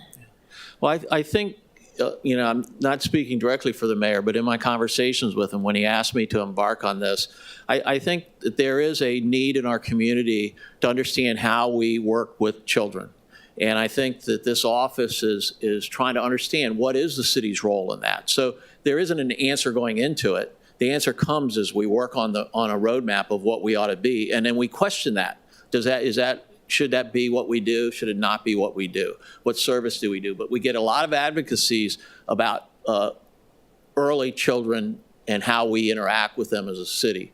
And so that's what this is about. And I think the community partnership with Hawaii Community Foundation allows us to explore that. But right now it'd be very difficult for TED to build out that vision and strategy for us to have these conversations again and again without some supportive staff. And so that's why the budget piece comes in. Well, I'm all about having conversations and discussion. I just do have concerns, again, because at some point we are now creating yet another department, and you're asking for more staff, and then at some point there's going to be funding that's needed.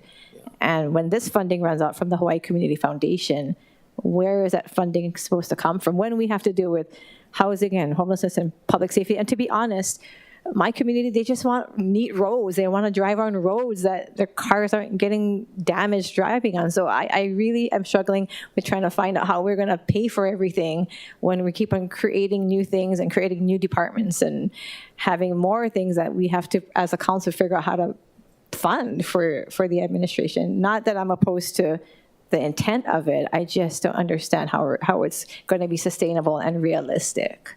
And you have a lot to deal with. You have a lot on your plate. So I agree with my colleagues before that there's a lot that you're dealing with, and this seems like to be yet another responsibility that I don't quite understand why, and maybe I just don't understand the mayor's vision at this point, and that's fine. We can have the conversations, but as a former educator, I do have concerns. We're not going to be qualified to make up curriculum, and there's a difference between daycare and education. Yes. Yeah. Also, I don't see it as a department. I see it as an office, right? It's a big difference. The office is going to be under you. Goes with it. The office is under your department. Yeah. Well, right now it's there, but there's not a determination of where it will end up.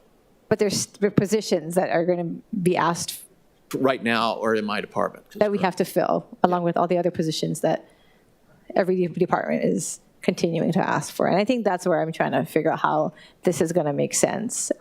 But thank you for answering my questions. Thank you, Chair. Thank you.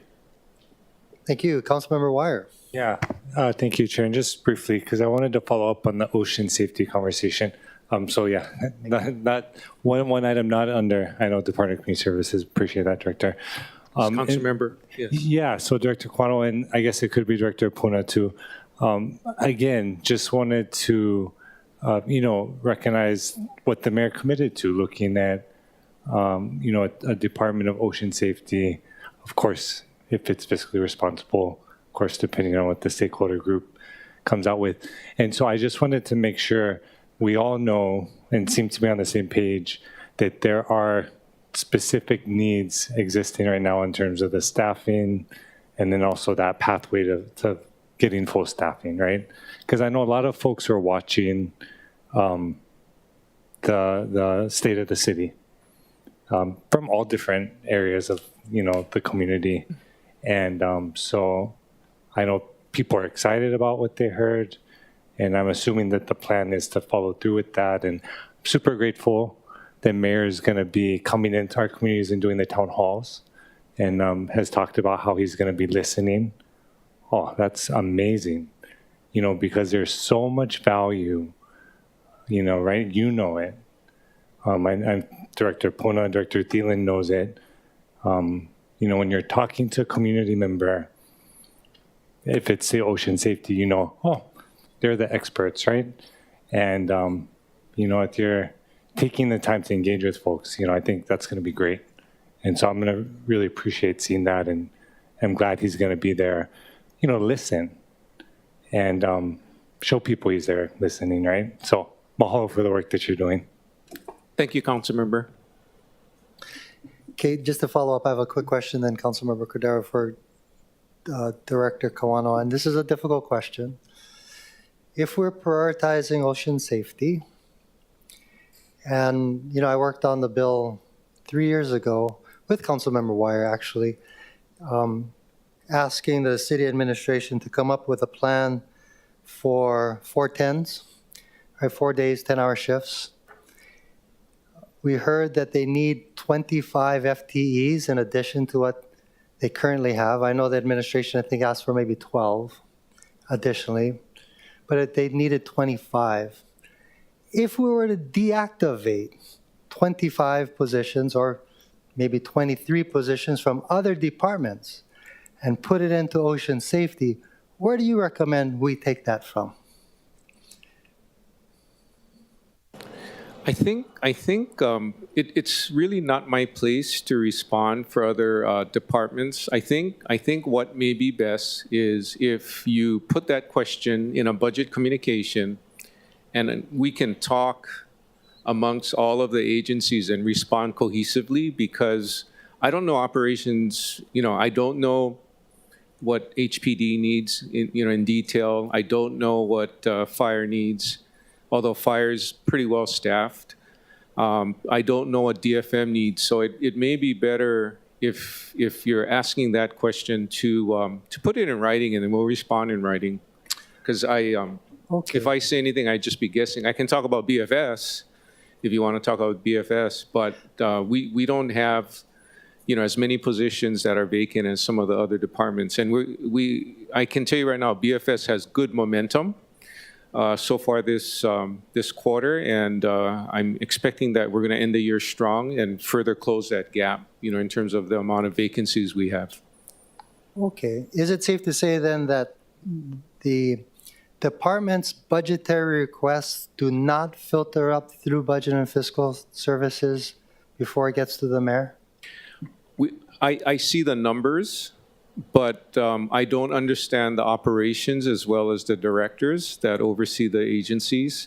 So I don't, from a forward-looking standpoint, I don't really know what their priorities are as well as they do. Each department, we're seeing an increase in both salaries and current expenses, ranging from at the minimum 5% to a maximum 39%. And again, this is new money that wasn't here last year. So I'm saying just taking it from the new money, not really cutting the base.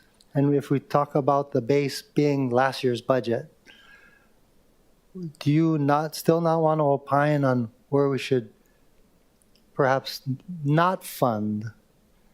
I don't think it's my place to opine on other departments. Okay, fair enough. I can break things down for you on a high-level scale from a financial standpoint, but operationally, I have to say the department directors are the ones that should provide input to respond to your question. Well, you don't want us to ask one department, say DPP, where can I cut DPP to give to parks?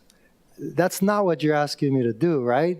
Maybe we should ask the question of the managing director higher up, because I don't want to put you or any other department in that awkward position. And I did put you in that awkward position, and I apologize. But thank you. Councilmember Cordero, you had follow-up questions? Yes, thank you. Director Kawano, how is education funded in the state? Oh, I'm sorry. How is education funded in our state? How is education funded? Education is primarily a state of Hawaii function, right? And I'll just answer it from a financial standpoint. So state of Hawaii's main sources of revenue is Hawaii General Excise Tax and state income tax. And my understanding is that, you have state general fund sources that fund DOE, and they have federally funded programs as well as other types of grants that fund education. But I think for the most part, it's the main sources of income for the state of Hawaii. And for regarding childcare, Director Kono, I know that in relation to your department or budget fiscal services, our RPT provides exemptions for-profit childcare properties, right?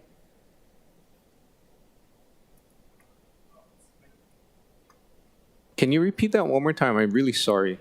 Oh, sorry. Okay, so for real property tax, the only thing that we offer for assistance is real property tax exemptions to for-profit childcare facilities. That's correct to my knowledge. Yeah, there are exemptions for childcare facilities. Okay, and let's say if we were to expand the the use of real property tax, if we do grow such an office, or if we want to grow services, let's say giving out grants like we do have from Hawaii Community Foundation, then what is the use of our our grant and aid fund and committee then? But that's also within DCES's purview. Well, the grant in aid program is much broader than just early childhood care and education. It's a much broader program. It could cover some of what we're talking about. Keep in mind that what the mayor mentioned yesterday is just really the start of analysis being done to determine where we should go, how to best structure the city in these various areas so that we can provide better service, right? Because it's standing right in front of us that we could have structural problems whereby we're not servicing things appropriately, and we're kind of early on in trying to. Do you think it's a way we can ask for more GET then if we stand this up?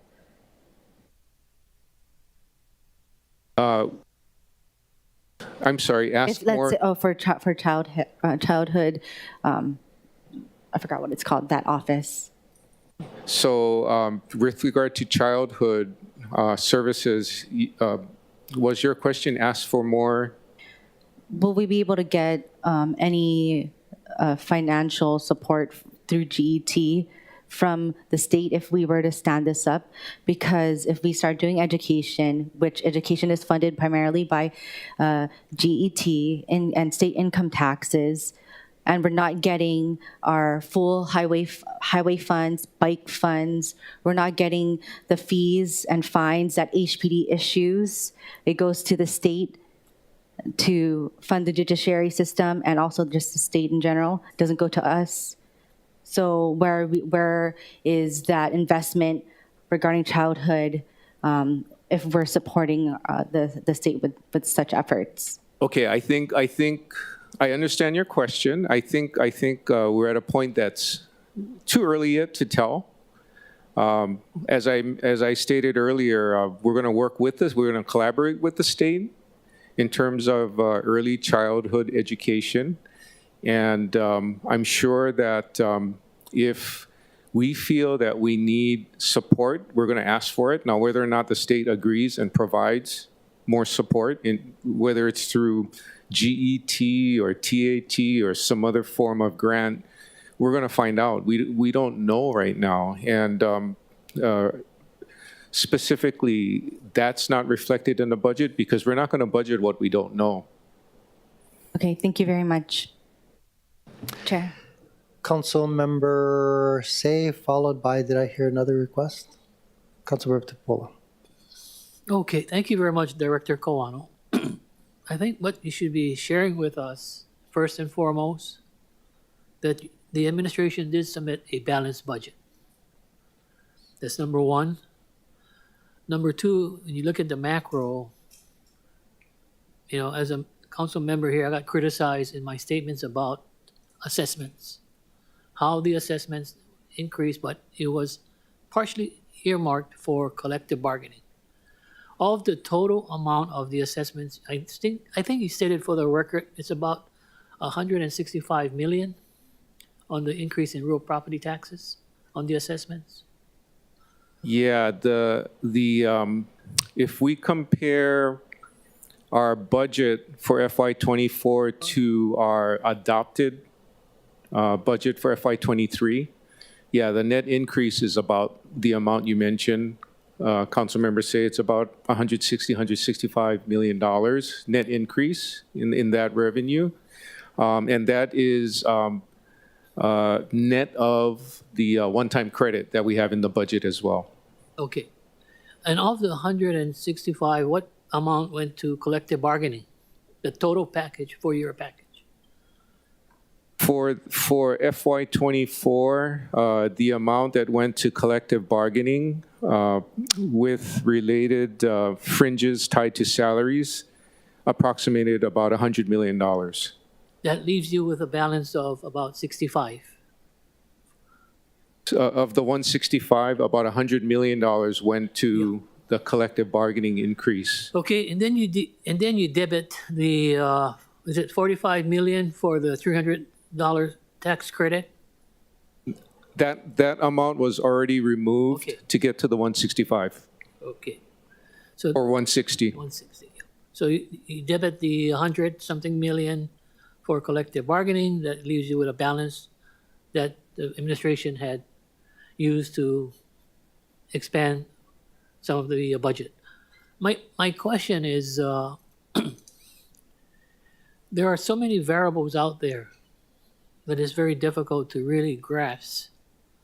But can you share with the members, I forget already, how many positions that we've funded, Mr. Chair, during the past 2 years using ARPA and FRF funds to meet the requests of our members? 50% was federal, 50% was real property. What percentage or what numbers are going to be transitioning out into the full-time general fund real property tax monies? Good question, Council Member. Actually, Budget Chair asked that question in Budget Communication 10 specifically. Yes. I don't want to guess. I'd be guessing, and our budget team right now is pulling together the response that we'll provide in writing to you that'll break that down. Okay. No, I'm just elated and happy that we're going through this budget exercise, Mr. Chair, primarily because of the number of legislation that we have that the council will be addressing. And all of them will probably not survive, you know, the funding for these ordinances that we have. But more importantly, what the priority of this council will be. A case in point, if I had to choose between services versus the tax credit, maybe I'll give back 200 rather than 300. And that $100 that you deduct would be used for all government services. It's a call that all 9 members will have to make. From parks to DPP to DFM to DDC, all of this will be having to address within the next 2 months. But understanding the overall government financing is so critical. And, you know, I think that members here are asking you the hard question, Director Kawano, because maybe sometimes we're not getting a response that we really don't know the questions to ask you. So that's why I'm saying, you know, I did go through the budget, and I'm happy you gave us the pie chart, the revenue side versus the expenditure side. And somehow, you know, whatever it turns out to be, I got criticized last year, the past 2 years, because I held back. I'll be honest with all of you. The city charter amendment of creating another department, the Department of Ocean Safety. I got criticized by the general public about tax exemptions, going after repeal of tax exemptions. That's another source of revenue. But we have to have this kind of discussion so all the members understand. It's not easy to be at the forefront taking the wax, but my point this afternoon, you sent us a balanced budget, Mr. Kawano, thank you very much, and we have a responsibility to submit a balanced budget to the administration, or the administration goes back to their original budget. So main thing members are aware, because it is very, very critical. Hearing the discussion last week, I'm so happy that Chair Cordero had that 3 days of budget hearing. You could see all of the requests and demands that they made. And the bigger chunk of everything for me, I felt really bad, was collective bargaining, which we don't have any control over. Not just salaries, but OPEB. other public employee benefits, and finally the healthcare, which is a pay-as-you-go. So in closing, Mr. Kawano, if you could maybe be more specific of going back to what it is that we have to play with, what we have already spent in the budget, and then what we can do as far as working with you to come up with the council's budget also. Thank you, Mr. Chair. Thank you. But also putting it another way, if you, as council members, have priorities, you need to find areas in the administration's budget to cut in order to fill your priorities. Let's just put it another way. Because if you add on to what the administration's doing, you will not have a balanced budget. Correct, council member Say? You're absolutely correct. So you give one hand, you take from the other hand. And that's the way government budgeting is formulated. Not unless we have more of the general excise tax. It's a tax that just multiplies itself as being very, very progressive and regressive for the general public at large, right? But thank you. Thank you. Councilmember Tupola. Ooh, throwing around the GET like we in charge over here. Okay. I don't know if Director Crookie left already, or is he here? It's okay if he did. It's okay. You're a good sport to take it, right? We all take our cracks, right? So, yeah.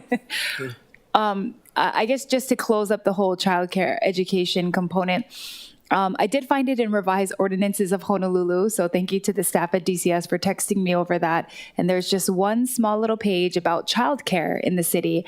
And I think on the very bottom portion, it talks about an advisory board, and that, from what I can see, hasn't been established and filled. So I think in regards to expanding or doing more, we should really get the advisory board going and just make sure we understand our scope of what it is. Because I think that's what we're all concerned about, is that it's kind of like a blind spot for us. So I think the visibility we get when we make decisions is usually because a advisory board or a commission is advising us, because they've gotten stakeholders together. We know how many contracts we're dealing with, how many people we have to service. So I think we would probably come at a better angle if we had that advisory board put together and giving us that direction prior to just expanding. So I know they heard me. They're nodding. So we appreciate DCS. We're just always very cognizant of their limited hours of the day. They have the same amount of hours as all of us have. Well, I appreciate that that consideration, because there is a lot to do.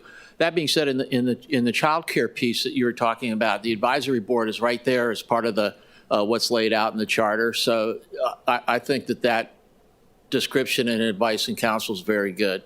Thank you. And just for clarity, this is in the revised ordinances, so it's not established as part of the charter. So it seems like maybe some years ago it was established because of contracts. So it says here that it is supposed to be in DCS and that it's supposed to be one coordinator, not in office, but one coordinator. So I think as we can get an advisory board going, then we might have a little bit more idea if maybe just contracting out support would be a better idea, since it's not really our lane, but that we still need support in that area. So just wanted to conclude that. But thank you, Director. Thank you. And then, Chair, I just had one other comment, unless anyone else has budget comments about a different bill for first reading. Yes, thank you. Any other comments or questions for Director Kawano before we move on to other bills?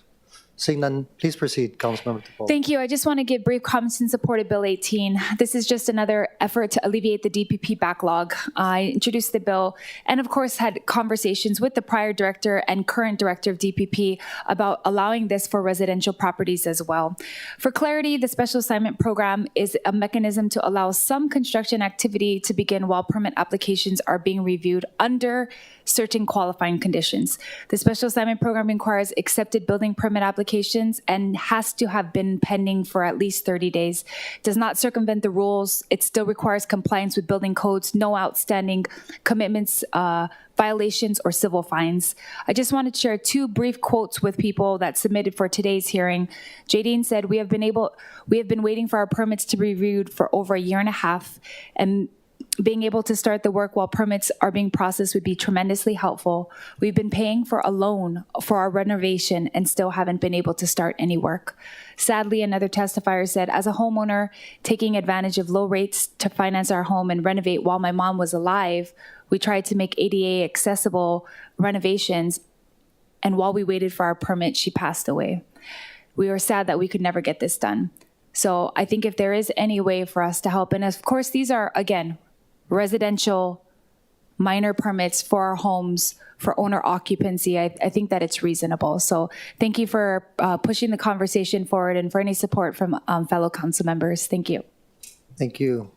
Members, any further discussion on all first reading bills?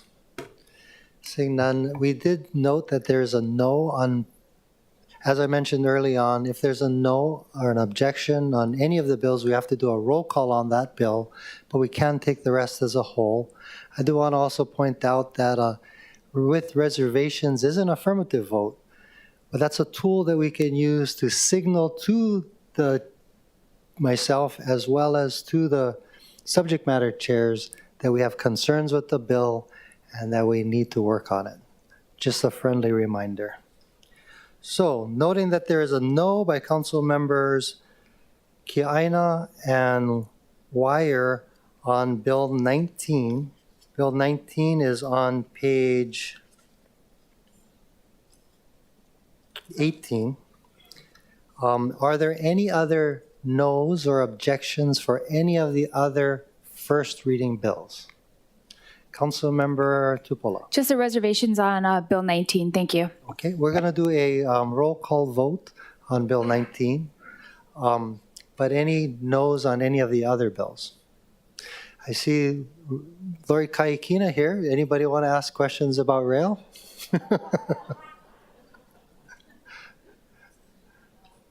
No? Okay.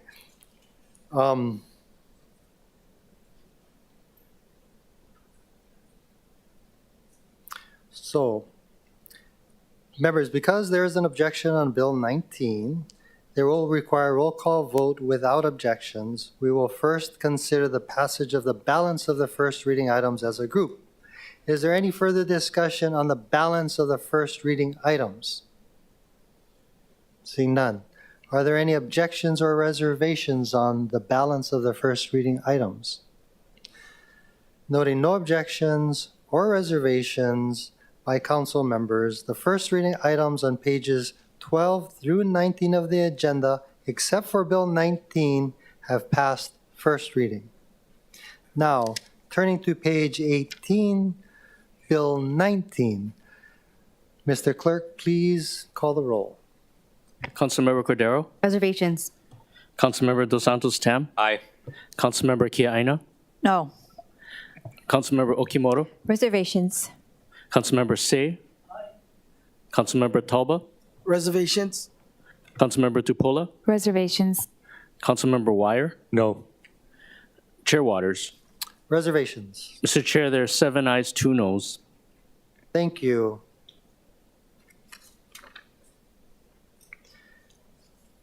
Bill 19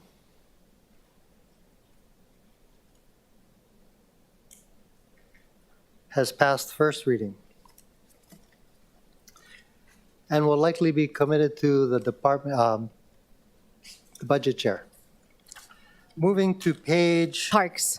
Parks, excuse me. You have your hands full. I apologize, members. Moving to page 20, from the Committee on Budget, Councilmember Cordero. I move that Committee Report 43 and Resolution 23-18, CD1 as amended, be adopted. Second. It's been moved and seconded. Councilmember Cordero for the explanation. This resolution accepts a gift of $8,000 to the city from the Association of Local Government Auditors for travel and related expenses for staff of the City Auditor's Office to conduct 2 peer reviews. Thank you so much. Mr. Clerk, do we have any registered testifiers? Mr. Chair, we have no registered testifiers. Do we have any unregistered folks who want to testify on this measure? Mr. Chair, we have none. Thank you. Members, we're in discussion. Oh, I do note that we do have our auditor present. Anybody have questions for the auditor? Thank you for being here and your patience to have this measure heard. Seeing no discussion, any objections or reservations? Noting no objections or reservations, CR 43 and Resolution 23-18 CD1 has been adopted. Councilmember Cordero. I move that Committee Report 42 and Resolution 23-16 CD1 as amended be adopted. Second. It's been moved and seconded. Councilmember Cordero for the explanation. This resolution relates to the transfer of funds with the Office of Climate Change, Sustainability, and Resiliency. Mr. Clerk, anybody registered or unregistered to testify? Mr. Chair, we have none. Thank you so much. Members, we're in discussion. I do note that Matt Gonzard is present to ask and answer any questions that we might have. Any questions? Seeing none, any further discussion? Noting none. Any objections or reservations? Noting no objections or reservations, CR 42 and Resolution 23-16 CD1 has been adopted. Councilmember Cordero. I move that Committee Report 44 and Resolution 23-23 be adopted. Second. It's been moved and seconded. Councilmember Cordero for the explanation. I move that resolution be that the resolution be amended to the posted floor draft 1. Okay. I can explain. The floor draft incorporates the actual United States Department of Housing and Urban Development funding allocations, and it also makes miscellaneous technical and non-substantive amendments. Is there a second on your motion? Second. Thank you. Mr. Clerk, are there any registered or unregistered testifiers? Mr. Chair, there are none. Thank you. Members, we're in discussion on the motion to amend. Seeing none, any objections or reservations to the amendment? Noting no objections or reservations, Resolution 23-23 has been amended to the posted FD1. Members, we are now in discussion on the posted FD1. Any discussion?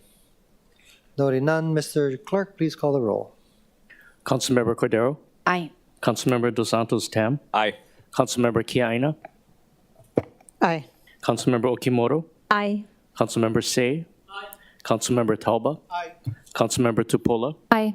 Councilmember Wire? Aye. Chair Waters? Aye. Mr. Chair, there are 9 ayes. Thank you. CR 44 and Resolution 23-23 FD1 has been adopted. Councilmember Cordero. I move that Committee Report 45 and Resolution 23-25 be adopted. Second. It's been moved and seconded. Councilmember Cordero for the explanation. This resolution relates to the transfer of funds with the Department of Transportation Services. Thank you. Mr. Clerk, are there any registered or unregistered speakers? Mr. Chair, there are none. Thank you. Members, we're in discussion. Noting none, any objections or reservations? Noting no objections or reservations, CR 45 and Resolution 23-25 has been adopted. Members, moving to the top of page 22, Councilmember Cordero. I move that Committee Report 46 and Resolution 23-27 be adopted. Second. It's been moved and seconded. Councilmember Cordero for the explanation. This relates to a transfer of funds with the Department of the Prosecuting Attorney. Thank you. Mr. Clerk, any testifiers? Mr. Chair, we have none. Thank you. Members, we're in discussion. Councilmember Cordero. Thank you. Is someone here from the Prosecuting Attorney's Office? Mr. Clerk, is there anybody remotely? Who is Mr. Chair, here? we don't have anyone logged on from the prosecutors. Okay, I was just going to ask regarding if there's any ongoing discussions. I know that members of our budget committee talked about discussions or negotiations, and negotiations were mentioned regarding Department of Land Management, or I think it was DDC that was discussing possible assistance regarding the CAM at Ali'i Place. We are here for adoption, so we could either move this to the end of the calendar to try to get somebody here to answer that question. We could take a vote to recommit it back to committee. I think I will just follow up through a communications. Okay, thank you so much. Members, any further discussion? Seeing none, any objections or reservations? Noting no objections or reservations, CR 46 and Resolution 23-27 has been adopted. Councilmember Cordero. I move that Committee Report 47 and Resolution 23-28 be adopted. Second. It's been moved and seconded. Councilmember Cordero for the explanation. This approves a grant of easement to the Hawaiian Electric Company Incorporated for electrical purposes serving the Honolulu Rail Transit Project on property located at 2668 Waiwai Loop, Honolulu, Hawaii 96819, TMK 111-016006. Thank you. Mr. Clerk, any testifiers? Mr. Chair, we have none. Thank you, members. We're in discussion. Noting no discussion, any objections or reservations? Noting no objections or reservations, CR 47 and Resolution 23-28 has been adopted. Councilmember Cordero. I move that Committee Report 48 and Resolution 23-29 be adopted. Second. It's been moved and seconded. Councilmember Cordero for the explanation. This is a transfer of funds within the Department of Community Services. Thank you. Mr. Clerk, any testifiers? Mr. Chair, we have no testifiers. Thank you. Members, we're in discussion. Noting no discussion, any objections or reservations? Noting no objections or reservations, CR 48 and Resolution 23-29 has been adopted. Councilmember Cordero. I move that Committee Report 49 and Resolution 23-30 be adopted. Second. It's been moved and seconded. Councilmember Cordero for the explanation. Approving this resolution approves the City and County of Honolulu's Home Investment Partnership Program, American Rescue Plan allocation plan, and authorizing its submittal to the U.S. Department of Housing and Urban Development. Thank you. Mr. Clerk, any testifiers? Mr. Chair, we have none. Thank you. Members, we're in discussion. Noting no discussion, this calls for a roll. Mr. Clerk, please call the roll. Councilmember Cordero? Aye. Councilmember Dos Santos Tam? Aye. Councilmember Kia Aina? Aye. Councilmember Okimoto? Aye. Councilmember Say? Councilmember Talba? Aye. Councilmember Tupola? Aye. Councilmember Wire? Aye. Chair Waters? Aye. Mr. Chair, there are 9 ayes. Thank you. CR 49 and Resolution 23-30 have been adopted. Moving to the bottom of page 24 from the Committee on Zoning, Councilmember Say. Mr. Chair, I move that Committee Report number 60 and Resolution 22-257 be adopted. Second. It's been moved and seconded. Councilmember Say for the explanation. Urging the Hawaii State Legislature to amend Chapter 107 of the Hawaii Revised Statutes to require that the counties adopt the Hawaii State Building Codes with or without local modifications within 6 years, as opposed to within 2 years of the adoption of those codes by the State Building Code Council. Thank you. Mr. Clerk, are there any testifiers? Mr. Chair, we have none. Thank you. Members, we're in discussion. Councilmember Tupola. Thank you, Mr. Chair. In support, briefly, this resolution supports the state action on SB 495 to extend code adoption from 3 to 6 years. We are only one of 5 states with a 3-year adoption code, while vast majority of states take their time to understand new codes and vet it for local adoption.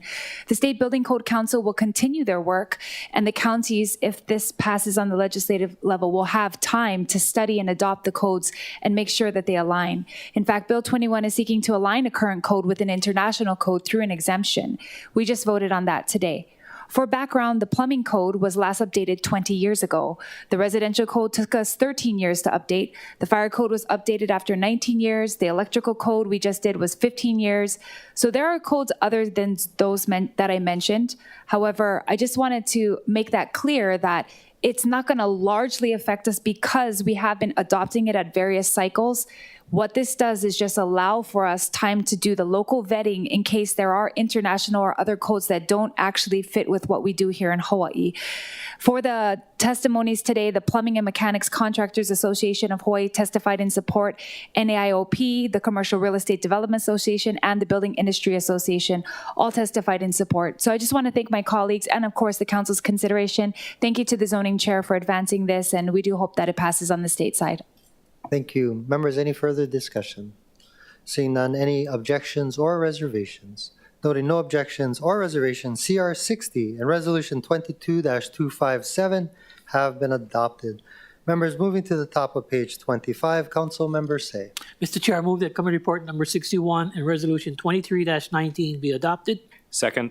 It's been moved and seconded. Councilmember Say for the explanation. This is amending the Resolution 22-53, Committee Draft 1, to extend the deadline for submittal of the Advisory Committee's report to the City Council on proposed city legislation to streamline and improve the procedures by which the Department of Planning and Permitting reviews and issues building permits.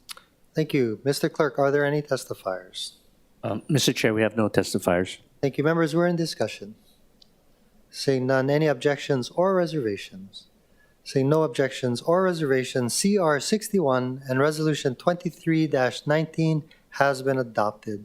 From the Committee on Public Safety, Councilmember Okimoto. Thank you, Chair. I move that Committee Report 65 and Resolution 23-20 be adopted. Second. It's been moved and seconded. Councilmember Okimoto for the explanation. Accepting a gift of $4,000 to the city from the 200 Club to fund the Honolulu Fire Department's Manager, Firefighter, and Civilian Employees of the Year Awards. Thank you so much. Mr. Clerk, any testifiers? Mr. Chair, we have none. Thank you. Members, we are in discussion. I note that there's a representative from the Fire Department in the event that any of you have any questions. Seeing none, any objections or reservations? Noting no objections or reservations, CR 65 and Resolution 23-20 have been adopted. Thank you guys for sticking around for questions. Moving to the top of page 26, Councilmember Okimoto. I move that Committee Report 63 and Resolution 22-250 CD1 as amended be adopted. Second. It's been moved and seconded. Councilmember Okimoto for the explanation.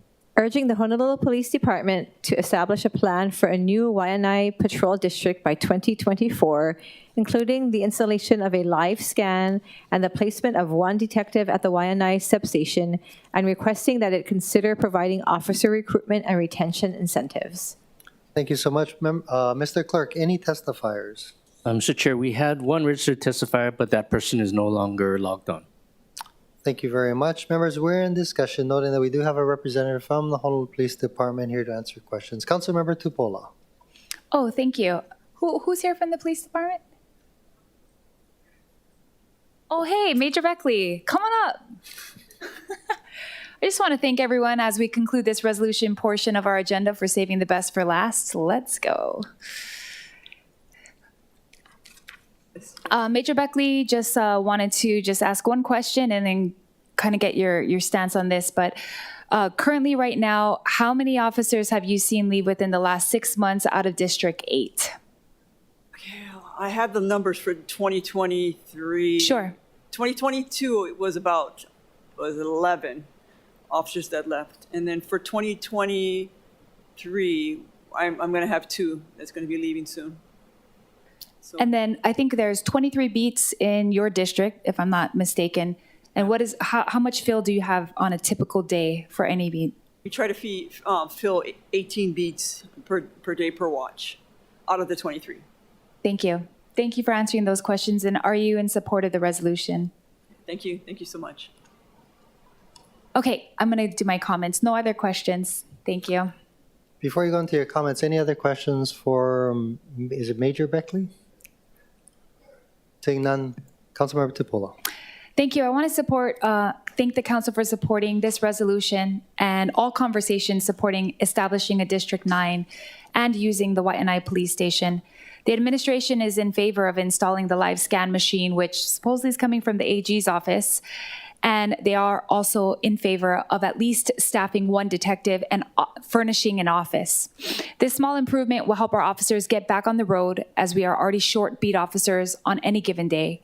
I will continue to work with the department to lay out a plan for D9 and take steps towards getting there. There was one small paragraph in my resolution talking about officer incentives, because D9 will never be a reality if we continue with 393 vacancies of what we have today. Being an officer is not an attractive career, in fact, nationwide. And like many first responders, they're continually putting themselves in front of harm's way. On February 19, 2023, just a few weeks ago, a Honolulu police officer was assisting traffic at a crash scene on the Likelike when a driver swerved to avoid a stalled vehicle. He was pinned and had to undergo medical procedures and amputate both of his legs. We offer our sympathies and our prayers for this officer and all those first responders who step into harm's way every day when they go to work. In our budget briefings, the Director of Human Resources said that it's already within her purview to offer hiring incentives for hard-to-fill vacancies in the city. Therefore, I'll be working with her and the administration expeditiously so that this can be included in the budget. I'm also going to be releasing a letter of all of the other incentives across the United States that are being offered, and of course in some of the other counties, so that we can get up to par with that and try to fill this very important department, not only for the safety of the community, but also for the safety of the officers. I want to thank Councilmember Okimoto and her staff for coming out to see the station. Thank you, Councilmember Tolbert, for also being willing to visit next week. I think we can all agree that a $16 million brand new station should not sit vacant. Thank you. Thank you. Members, any further discussion? Seeing none, any objections or reservations? Noting no objections or reservations, CR 63 and Resolution 22-250 CD1 has been adopted. Moving to the top of page 27, balance of committee reports. Vice Chair Kia Aina. I move that the balance of committee reports be adopted. Second. It's been moved and seconded. Vice Chair Kia Aina for the explanation. EMLA Committee Report 55, request for authorization to settle a case against the City and County of Honolulu entitled Gerard K. Puana et al. Versus Catherine P. Kealoha et al. EMLA Committee Report 56, request for authorization to settle a case against the City and County of Honolulu entitled Palia Gerbert et al. Versus City and County of Honolulu et al. EMLA Committee Report 57, request for authorization to settle a case against the City and County of Honolulu entitled Sarasa Cody Coyle versus Bank of Hawaii et al. EMLA Committee Report 58, request for authorization to settle charges of discrimination against the City and County of Honolulu, Honolulu Police Department entitled In Re Angela Payne Vasquez. Charge numbers 48-2018-00236, 486-2019-0008, 486-2020-00184. Thank you very much. Mr. Clerk, do we have any testifiers? Mr. Chair, we have none. Thank you, members. We're in discussion. Noting no discussion, any objections or reservations? Noting no objections or reservations, the balance of committee reports have been adopted.